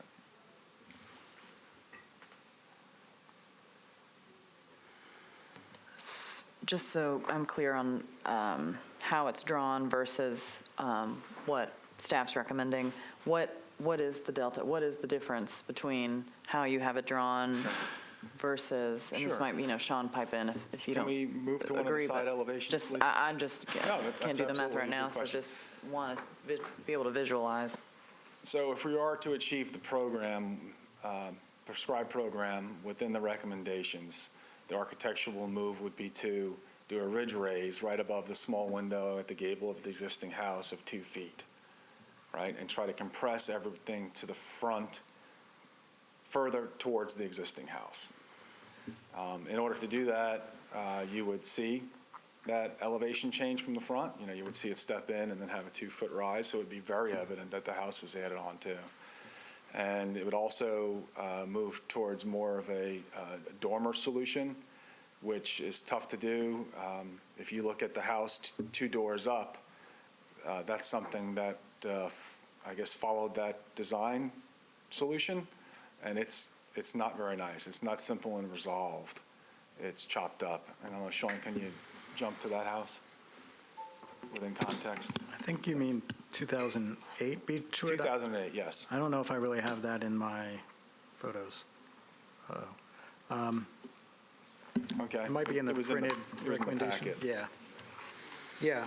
Sorry. Page 16 of the recommendations that were sent out, if you have Yeah. it. Yeah. So that did get a ridge raise 2 feet and an addition that follows behind that stepped in 2 feet from the sides of the historic house. And so as you can see, it changes the proportion of the existing house greatly, and it also rams the addition not very gracefully back into the existing house, as opposed to stepping in, acknowledging the house, and then stepping back out with a form.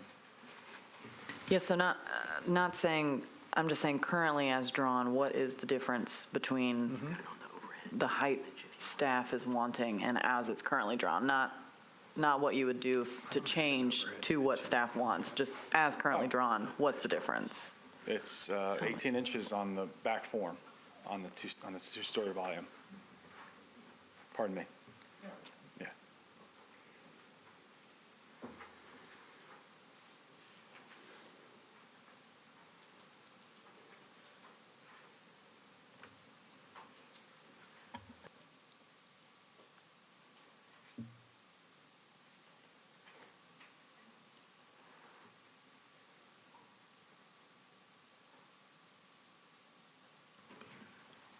Okay. Cyril, anything else? Ben?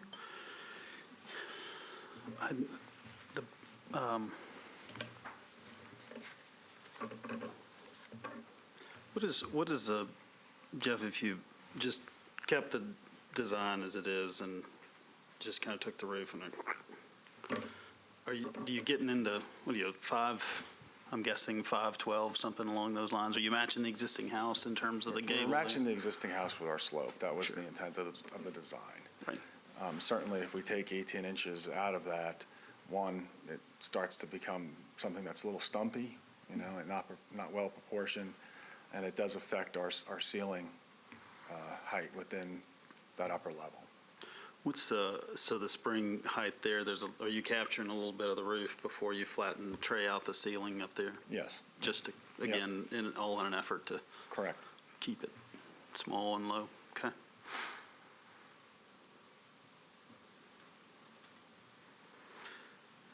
I'm just, for other commissioners, it looks like we're close on the dormer. We're close to 2 feet setback from the front wall, if I'm sort of reading the dashed lines. I mean, we're 1'6", somewhere between 1'6", 1'9", maybe even close to 2.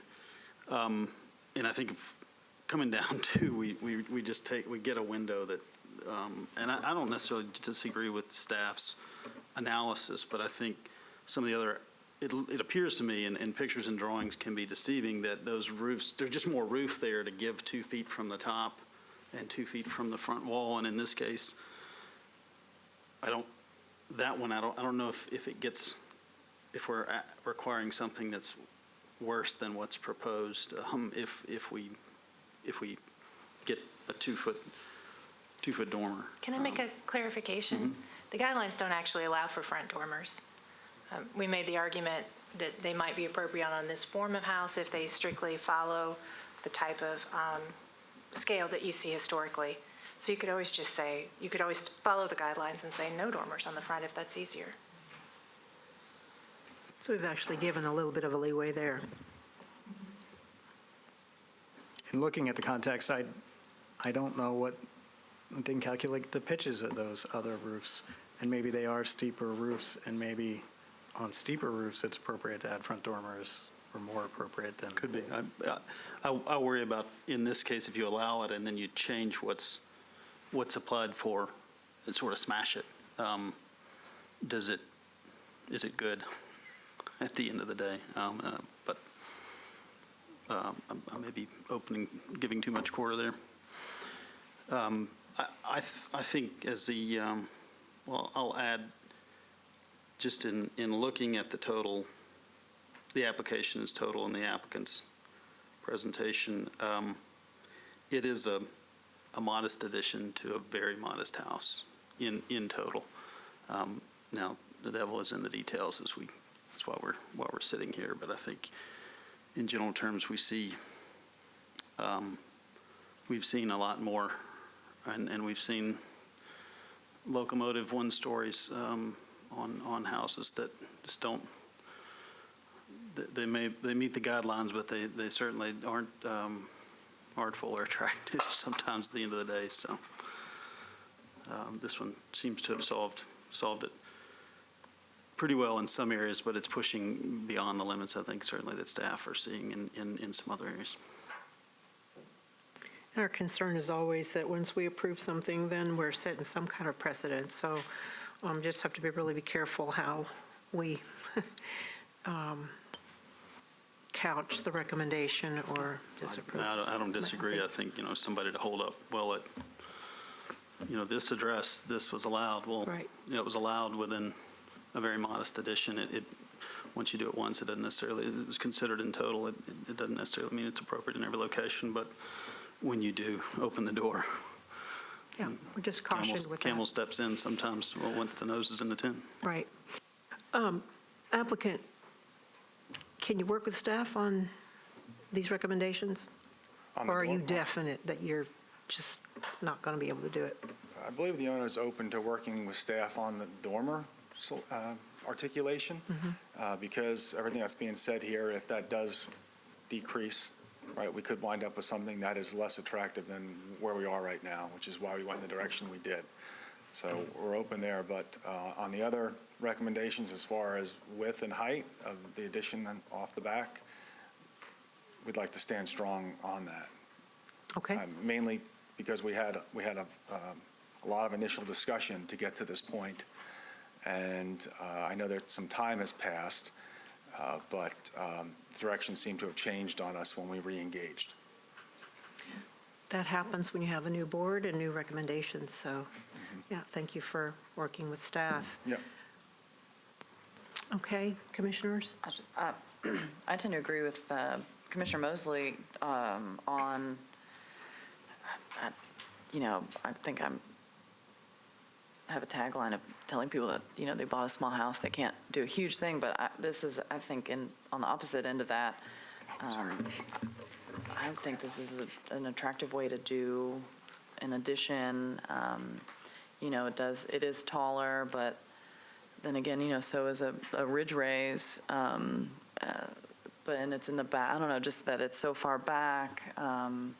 It is a very modest house, but I think because it's a modest house, it is, again, a modest addition to that house. It's not asking for just this monster thing that goes back, more feet. If it, I find it to be a nice sized addition, and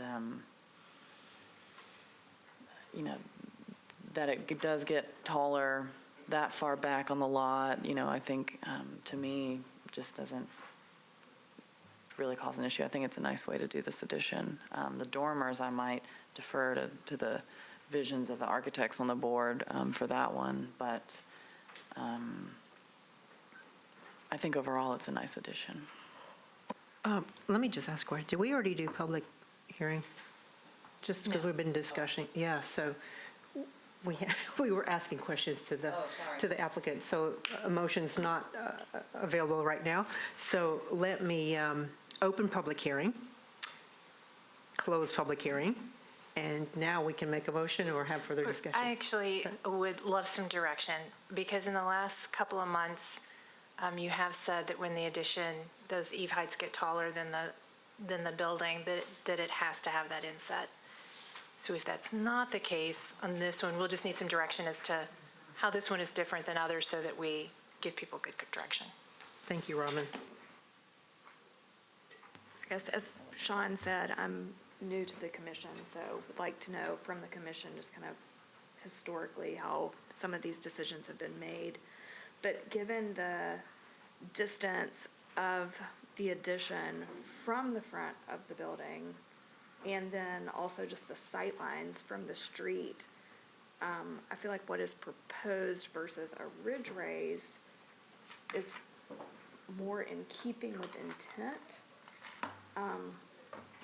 of the look of a historical building, but that's... Sean, would you go to the floor plan? Because I might be able to help with that a little bit. First of all, they didn't. The ridge raise is not being requested, and we're not recommending one. So I'm not sure that is even part of the discussion. But as you can see, it's that two-story portion in the back that comes back out to be flush with the house. And recently, the commission has decided that when an addition goes taller, as this one does, it's a two-story on a one-story, and it's got that taller two-story eave, that needs to meet that full 2-foot inset requirement. I agree with that. You know, we've had extensive discussions on at least one other property that was a similar kind of property, and I think what we came up with, part of that discussion was that on a larger lot and a larger house, then that 2-foot inset is much easier to achieve than a modest house that's narrower. And part of that discussion talked about how if you're going back 30, 40, 50 feet, then that back part and the height of it and the eaves really do have a huge impact that, in fact, overscales the modest house in the front. I think on this one it's a little bit different in that what we've got is, I only have one dimension, but on one side of the house it goes back less than 17 feet from the existing house. On the side elevation, the existing house is pretty deep, and this addition is relatively narrow. So I think that what we've talked about in the past is really important, is that the addition on the back not overpower or overwhelm the front portion of the house. So from that standpoint, you know, although we've talked about coming back in, I know that we're going to have this in the future of, on tight lots, you know, can we really come in 2 feet on either side? This one's not as tight as some of them that we've seen, but I know that's going to keep coming back, and we're going to have to work with that. So that's one aspect of it. I do see that if we kept the ridge height the same as the front, then it really means that you'd have to make a much deeper, longer addition to this to get the same kind of utility out of it, which the site's big enough to do that, so you could do that. I think this is a fairly sensitive approach to this particular problem. As far as the dormers are concerned, I applaud the staff.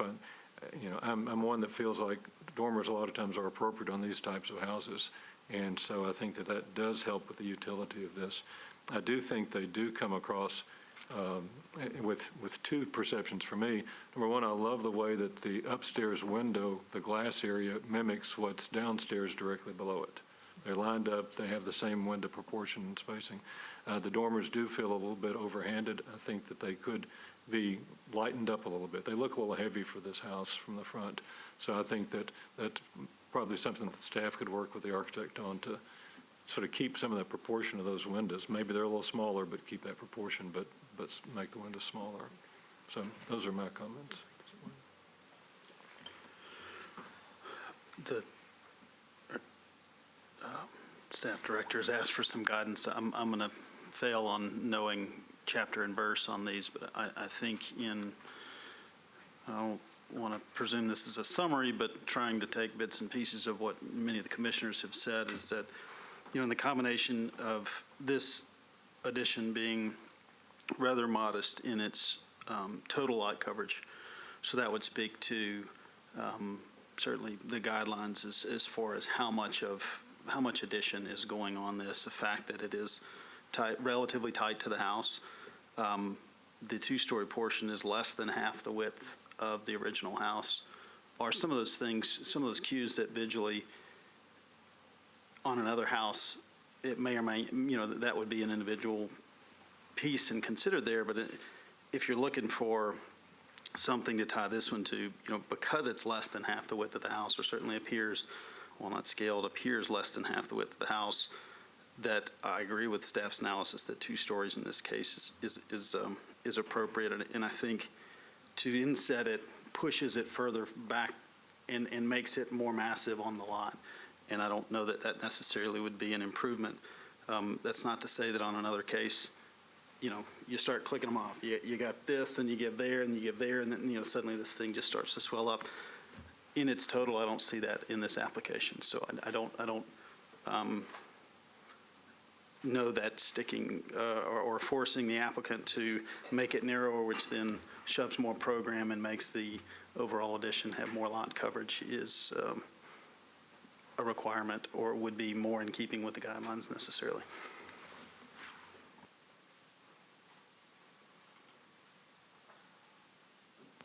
Robin, is that good?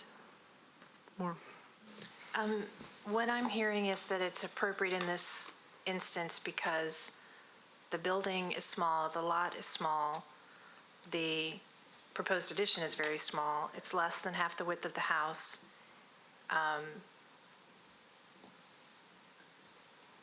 Lot coverage. Lot coverage, does that sound about right? I think I have it all. I would add that the existing house and addition are set, further back from the allowable setback. There's more, they have more of a setback than the minimum, the front setback. The side, inside. Am I allowed to clarify that setback? That's up to the commission. I'll add to that the form of the original house in their proposed addition is maintained and not adjusted. Again, back to the concept, this is not a checklist sort of a review process, but there a lot of things get asked for, and it's not deliberated in that way, but I think it's important in this application that in particular was a goal of the project and certainly is achieved in what's proposed. Yes, well said. Applicant wants to clarify something. Will we want to hear? That would help. Okay. The commission wants to hear. Sure. To the point of the house sits further back than the minimum required setbacks, it does. On one side, it's 8'4" from the property line. From the opposing side, it's over 15 feet from the property line. Robin, that might be also additional to the setbacks are ample. Okay, does anyone want to craft the motion? So with respect to 2012 Beechwood Avenue, I will enter for the record all the comments that have come before this in approving the application for demolition, partial demolition, new construction addition, per the staff's recommendation, including the applicant working with the staff on item 1 to appropriately scale the front dormers, and items 3 and 4, excluding item 2. There is a motion. Is there a second? Second. There's a second. All in favor of the motion? Aye. None opposed? The motion passes. Thank you for the discussion. And I think we had a bit of a miss that 404 North 17th did not want to be deferred and will be heard now. Just give us a minute while we pull up the slides. I'll give a little background. The applicant is just deferring the proposed DADU, but did want to go ahead and present the addition for 404 North 17th Street. So, Do we need to procedurally, Robin, do anything, or are we good to go here? I mean, just in terms of an adjustment to the agenda or wherever we were, just, I don't want to make this harder than it needs to be, but I don't know. Or Susan. I'll need legal counsel. But my only concern was someone might have left thinking the full project has been deferred. Right. But, we could always bring it back to you if someone had concerns. it was published in the agenda and it was published on the website, and it was out there in the public, and we did not receive any public comment at a time. That's also So it wasn't good publicly to know. known that it was deferred until the hearing today. How did we do this? And actually, I don't think anybody left when we made that announcement of the changes in the agenda, so it's unlikely public was here. I misread an email from the applicant. I had assumed that she was deferring the whole project, not just deferring part of the project. Okay. So. We can do that then? We can defer. Okay. Okay, I think we're ready with the technology, if you're ready. So 404 North 17th Street is a circa 1930s frame cottage that contributes to the historic character of the Laughlin Springs neighborhood.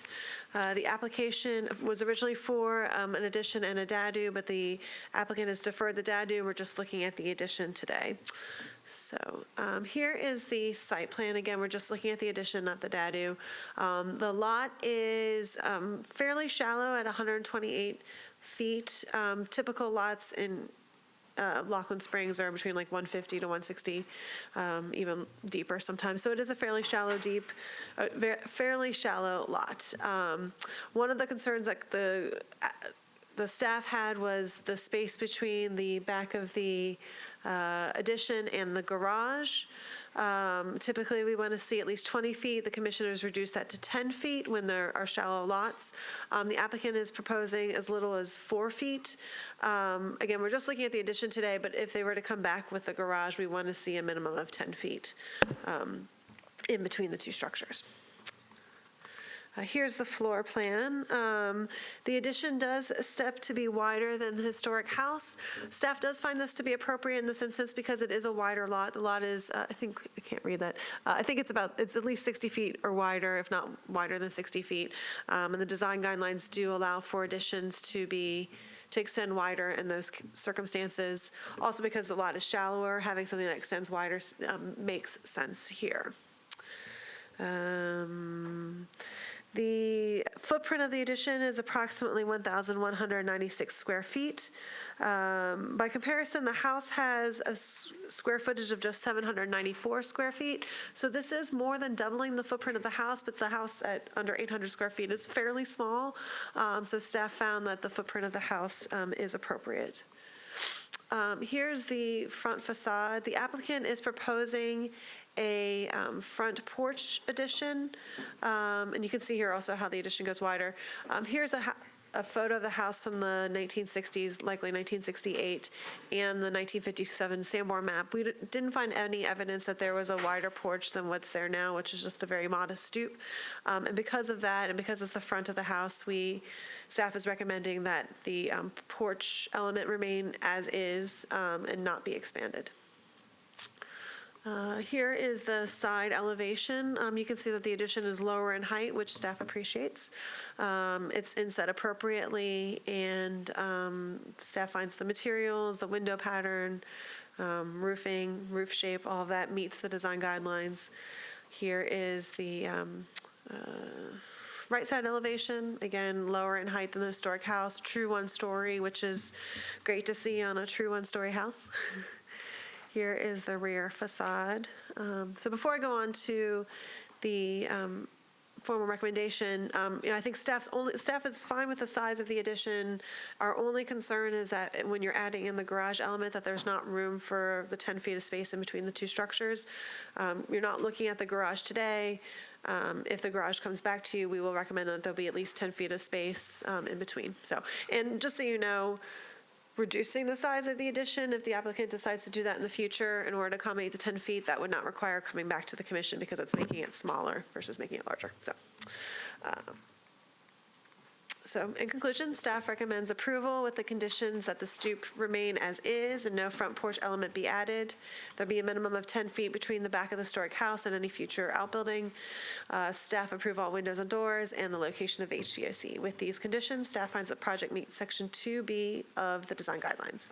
And you can cross out that part about the daddy ordinance. Should delete that. So, the applicant's here if you have any questions, and I'm happy to answer any questions too.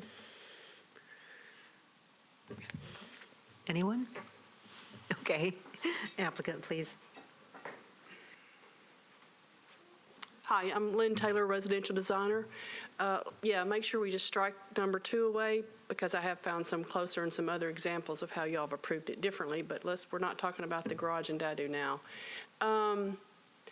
There is an existing, there's a mechanical unit at the house now on the left side, so that's going to remain in that area. But if there's a new one, it'll be in the back for the second part. And we'll remove the porch. So, I mean, the new part that we're trying to do. If you have any questions. Anyone? Okay, no one for the moment. Open public hearing. Anyone here? Okay, close public hearing. Commissioners? I think it's refreshing to see a one-story addition on a one-story house, and I think it's sensitively done, and I move approval of this project with the exception of number 2. To be removed. Of staff recommendation to be removed. Right. Okay, there's a motion. Is there a second? Second. Oh, okay, there's 2 seconds. All in favor of the motion? Aye. None opposed? Okay, the motion carries. Thank you.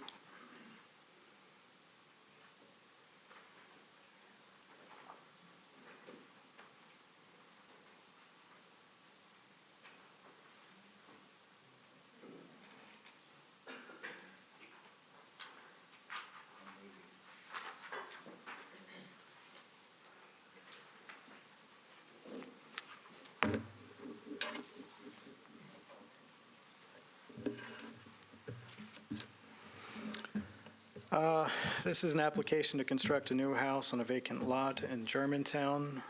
It's a mid-block lot between 2 historic houses, and the proposed residential proposal is a residential form, which is appropriate. What's proposed is a new house with a C or letter U shaped plan, opening to a courtyard that faces south towards downtown.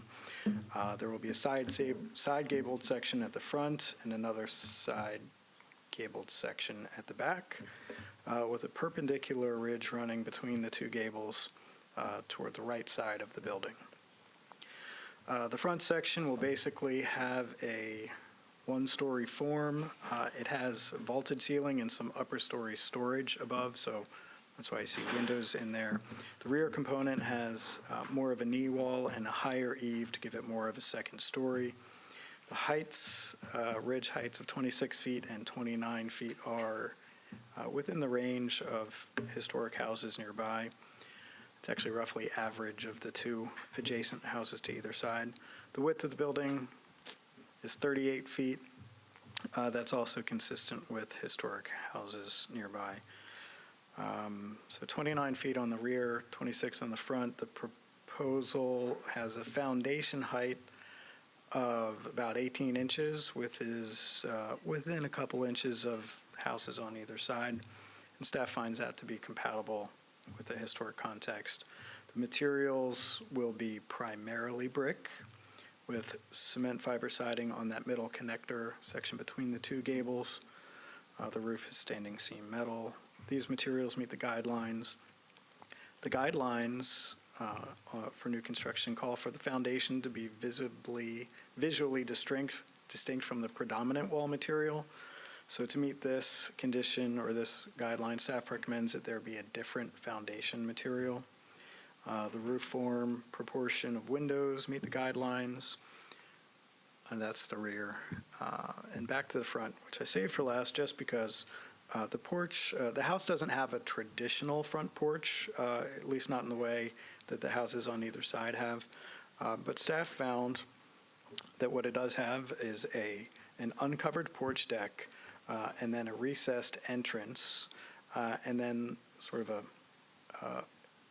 bay, projecting bay towards the left of the front facade, and that all of these elements clearly identify this facade as being the front. I think that's without a doubt. So despite not having a traditional porch form, it certainly has an orientation that's clearly addressed to the street. So bottom line, staff found the orientation to be appropriate. The proposal includes an outbuilding. The outbuilding is a gabled L form. It's subordinate to the principal building, cement fiber siding, standing seam, metal roof. Staff found the outbuilding to meet the design guidelines.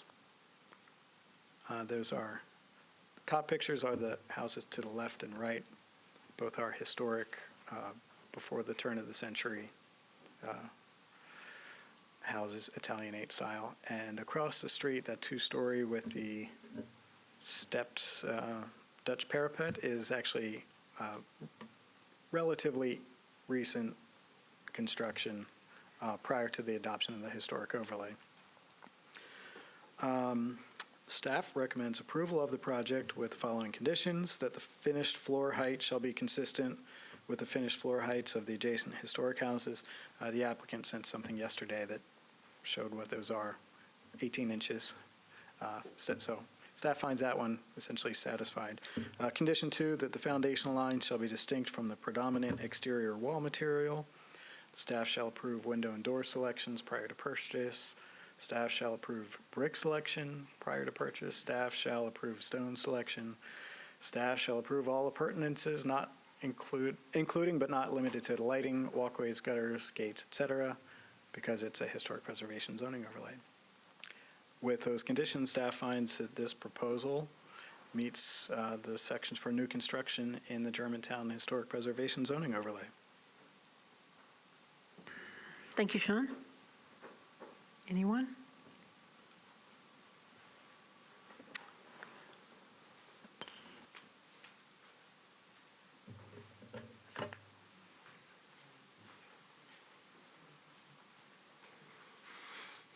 Hi, good afternoon. Thanks. I'm Dave Bronner with Pfeffer Road Architecture, representing the design team and the owners of the home. And we just wanted to discuss 1 and 2, but I think it sounds like, Sean, that we're sort of on board now. I had additional information for one. But I got some additional information. I don't know if y'all have seen this. I got to Sean yesterday. Should I just pass this out or take one and pass it down? Hold on to one. I think there should be plenty there. You received it via email as well. Yeah. I'll wait till everybody gets a copy and then run on. But I just want to discuss a little bit the first 2, but I think we're okay with 1. But everything else beyond 2 of staff recommendations we're A-okay with. On the porch finished floor side, the first 2 images show the porch heights of the 2 adjacent buildings, and they're all around 20, 21 inches. Came in at 1'6". If we're okay with that being compatible with the other 2, the rest is just showing a variation of floor heights of contributing buildings sort of in the neighborhood. But if we're all okay with that, we just wanted to set it and be okay with it so we can design the steps to it so the courtyard's not too high from the side yard and the steps off the back. So we just know exactly what we're finalizing our design to. So we'll move forward assuming that 18 inches is great. On the backside of the same sheet of paper, we've got a variety of contributing and newer buildings within the National Register overlay that this proposed project is in.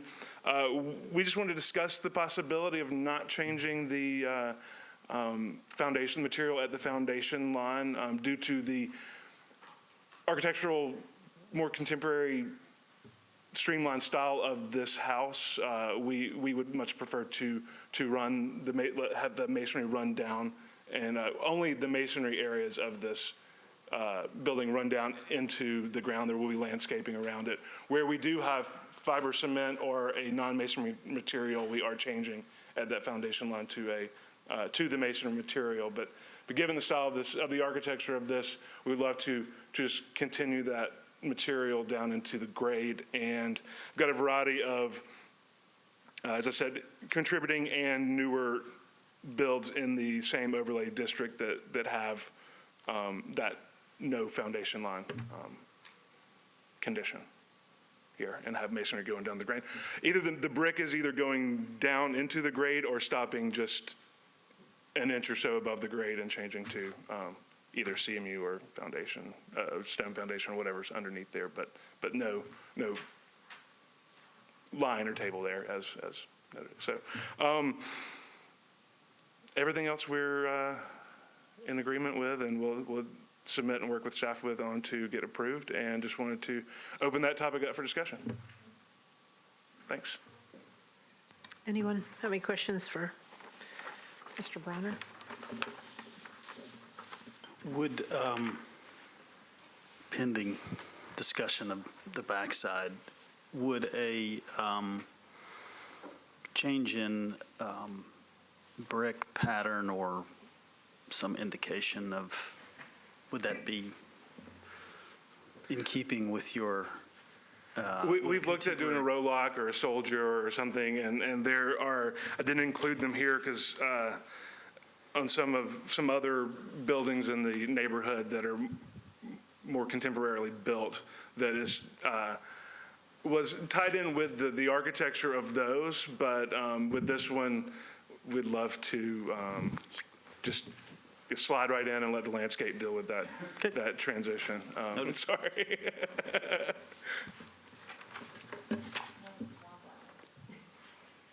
Noted. Thanks. Okay, we're gonna. All right. Anyone else? Now, one other question. What are you looking at, natural brick or painted brick for this? Oh, sorry, Sean, there was a rendering that was included in the submission. I've got a copy of it as well. It was sent out and. Yeah, we are, no, not painted brick. It is it'll be a through-body fired natural clay brick. We haven't decided the color completely yet. The initial studies have been more of a taupe brown, darker color to contrast with the two red bricks on either side. I don't think that one wants to be the same. We can discuss, but I don't know that it wants to be the same. The two adjacent beautiful buildings are very rich red. I think we want to mix it up a little bit on that section of the street. Any others? Okay. Open public hearing? No one? Closed public hearing? And that maybe was just on. Yes, Commissioner discussion.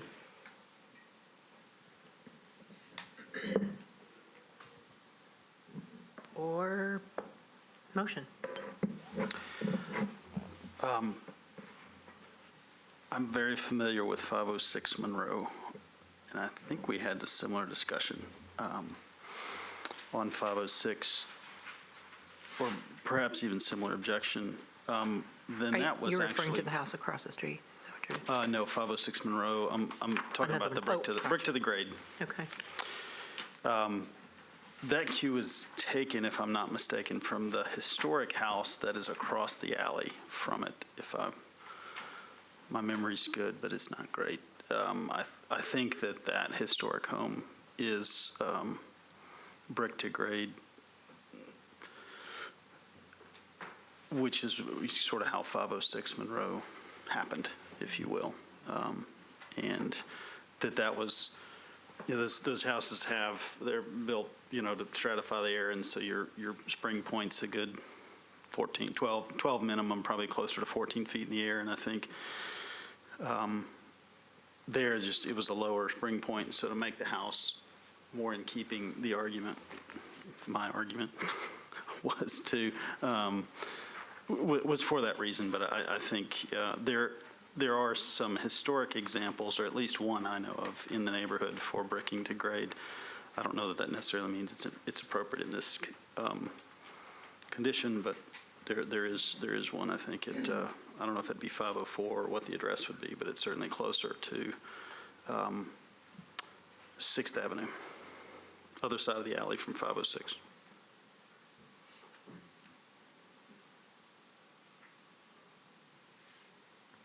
Do any commissioners have any comment on foundation? Zero? Sean, can you give us sort of the background? I know that we have been firm on this, foundation line in a lot of cases. Can you sort of give us a history of that and where that comes from? My knowledge of the history is limited, but I do know that it says that in the guidelines. How it got into the guidelines or when it was written, I think it's just based on the understanding and observations of historic houses in the surrounding area. I think that's all I can say about that. It would be an exception, not the rule, if it were permitted. And we would need to clarify why we would approve that.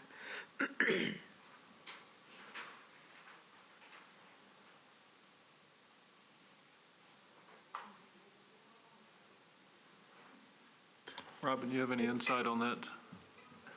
No. I think Sean answered it well. Okay. And I guess the thing about the design of this house is because it's contemporary in nature is more of, instead of taking it down to a soldier, foundation difference. Don't know. That's me. Yeah. To respond, yes. Yes. It's just because it's I'm sorry, come up to the contemporary. Sorry, more of a contemporary design, and that it's. I don't think the soldier. If we can't approve as is, I would want to work with Sean on other solutions. Than the soldier. I think this is our preferred, I think what we feel is the right response to the architecture of this house, because it's compatible, we think, with the design guidelines in the neighborhood on lots of things like form, scale, massing, but in a very contemporary and different way than many others in the neighborhood are. And we think it's a better design not to break that for this house. I mean, I understand the foundation line change and historically what that does and what that means, and completely respect it. However, we would just sort of beg to differ on the architecture of this house, that it's better here to just have a solid plane of the same material that sticks with the streamlined simplicity of the architecture of this house. So. We hear you. We hear you. Okay. I guess I know this street well. I know it's well. It's in my neighborhood. So I think the other structures historically do have a definition. So A lot of them do on this street, but there are a few, like 1208 7th. The porch is different, is the stone masonry, but the rest of that one, the brick, goes all the way to grade. That's on the lower left of the foundation line there. And then there's, while you said it's definitely an exception, not the rule, we are asking to be a part of the exception on this proposed plan. right. So. And again, we would have to outline that, why we would make that as an exception. And that's thus your opinion as an architect about the design as well, is well duly noted. Yes, great, thanks. This is just kind of a comment to the commission or question, but, you know, there is already a, well, since they're using both siding and brick, there is already a definition under the portion of the siding. So if we were to require that under the brick, are we then introducing a third material, and would that be preferable or not?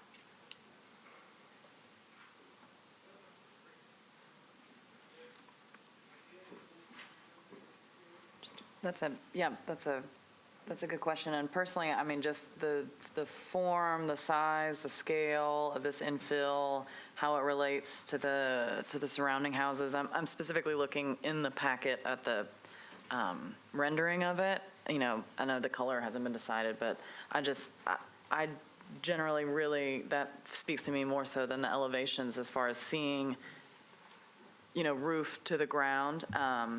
So I just, you know, I think that speaks nicely, the contemporary design, contrasting but fitting in the neighborhood, I think is what we want with infills. And so I think with this design, I like it as it's drawn, with no foundation line under the brick facades. As Commissioner Fitz noted, there is a change in foundation line under the other. May I have one thing? Sure. Also, the porch, as I believe rendered in the color. Sorry. Forget this is all televised and recorded. First time, first rodeo here. As you said, the material does change under the siding of that front bay, establishing that line of the foundation, and then as rendered in the color rendering in the packet that is not here, the stoop or the uncovered porch is also a different material. It's sort of the same concrete there. So there is that line across the front entry, sort of delineating that traditional line that would be struck with the foundation, but not with the rest of the walls, if that is clear at all. So I definitely heard the last part. So right. the front, the porch, I get. The front window clad sort of right. bay is also has a separate. It has a masonry base with a row lock with a sill on top of that. That will be a contrasting brick to, or contrast. Will it be the no, same? It's the same brick as designed as the same brick as the field brick of the rest of the house. But since we've got that, wherever we've got siding or non-masonry material coming down towards grade, we're changing that material at the floor line, and so that changes from the siding and windows to the masonry that is on the rest of the house, and then the front stoop is a poured concrete or different material than the it is now concrete, but it would be a different material than the field brick. Is this on slab? Portions are, the courtyard and the front porch are, everything else is on crawl. Okay. Basically just paved exterior pieces are on slab, but the house itself is on crawl. So that might show, or that wouldn't show? Well, because it's a brick veneer, the studs will come down, sit on the foundation, on the CMU or concrete, whatever they pour there, and then the brick veneer would slide right past that and go all the way down to the footer.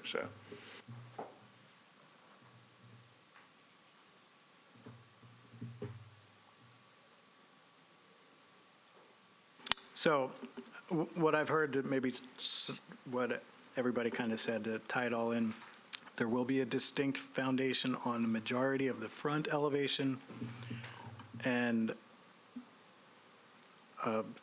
roughly 50% of the right elevation.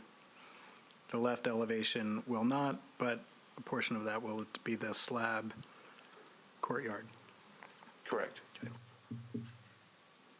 Okay, that's helpful. That's helpful.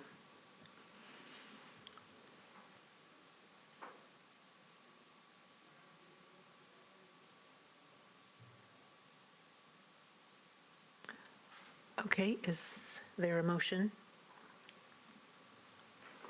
Well, regarding the new construction on 1309 6th Avenue North, I move for approval with staff recommendations, accepting recommendation number 2. Okay, there's a motion. Is there a second? A little discussion, I guess, for clarity's sake, Okay. to assist the staff. Is Sure. that, I think we need a second. Second it, and then we'll I'm discuss. sorry. You seconding? I'll second. Okay. Vice Chair seconding, yes. I think as Discussion. staff was sort of running through the elevations and noting this distinction, appears to me, or for clarity, that the vertical crossed gables don't have that distinction, but the remainder of the porch elements, and where that's, where those are penetrated on a back porch, on a side terrace, on a front porch, on a front stoop, and a front bay, that it is distinguished, so the guideline is not followed consistently around, but certainly it's not ignored. I just, for the record, wanted to Yes, state agreed. that, and that the applicant would give some clarity in the documents to staff, noting that for the record. Is that clear for you, applicant? Yes, that we have Okay. acknowledged the foundation line in portions of the building is just not carried consistently Okay. through all masses. Is that what we're saying? Yes, we are. And while I'm up here, just want to clarify on one, that we're okay with the finished floor height as presented in this presentation. Correct. Thank you. So now we are going to vote. So all those in favor of the motion? Aye. None opposed. So the motion carries. Thank you. Thank you for waiting. No problem. My pleasure.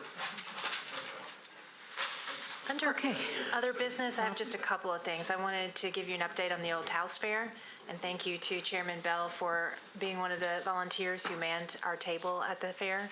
We had about 200 people show up. The foundation made a couple of dollars. All the exhibitors told me that it was well worth their time, and they had a great time, so I think it went off very well. Wanted to remind you that, thank you Metro Legal for setting up training on May 29th, and I know that's a ways off, but they are understaffed, and so wanted to catch them when they could schedule it. So please try to save a few hours for us on May 29th, and we've sent you an Outlook request for that to give you the exact time and date. And now we'd like to move into executive session with Quan, and we'll move into the small conference room that's right back here. We are adjourned.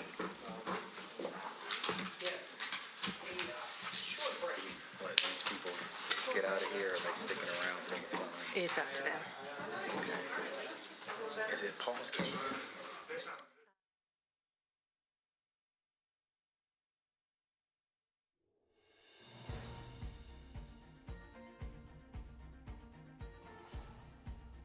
This has been a service of the Metro Nashville Network.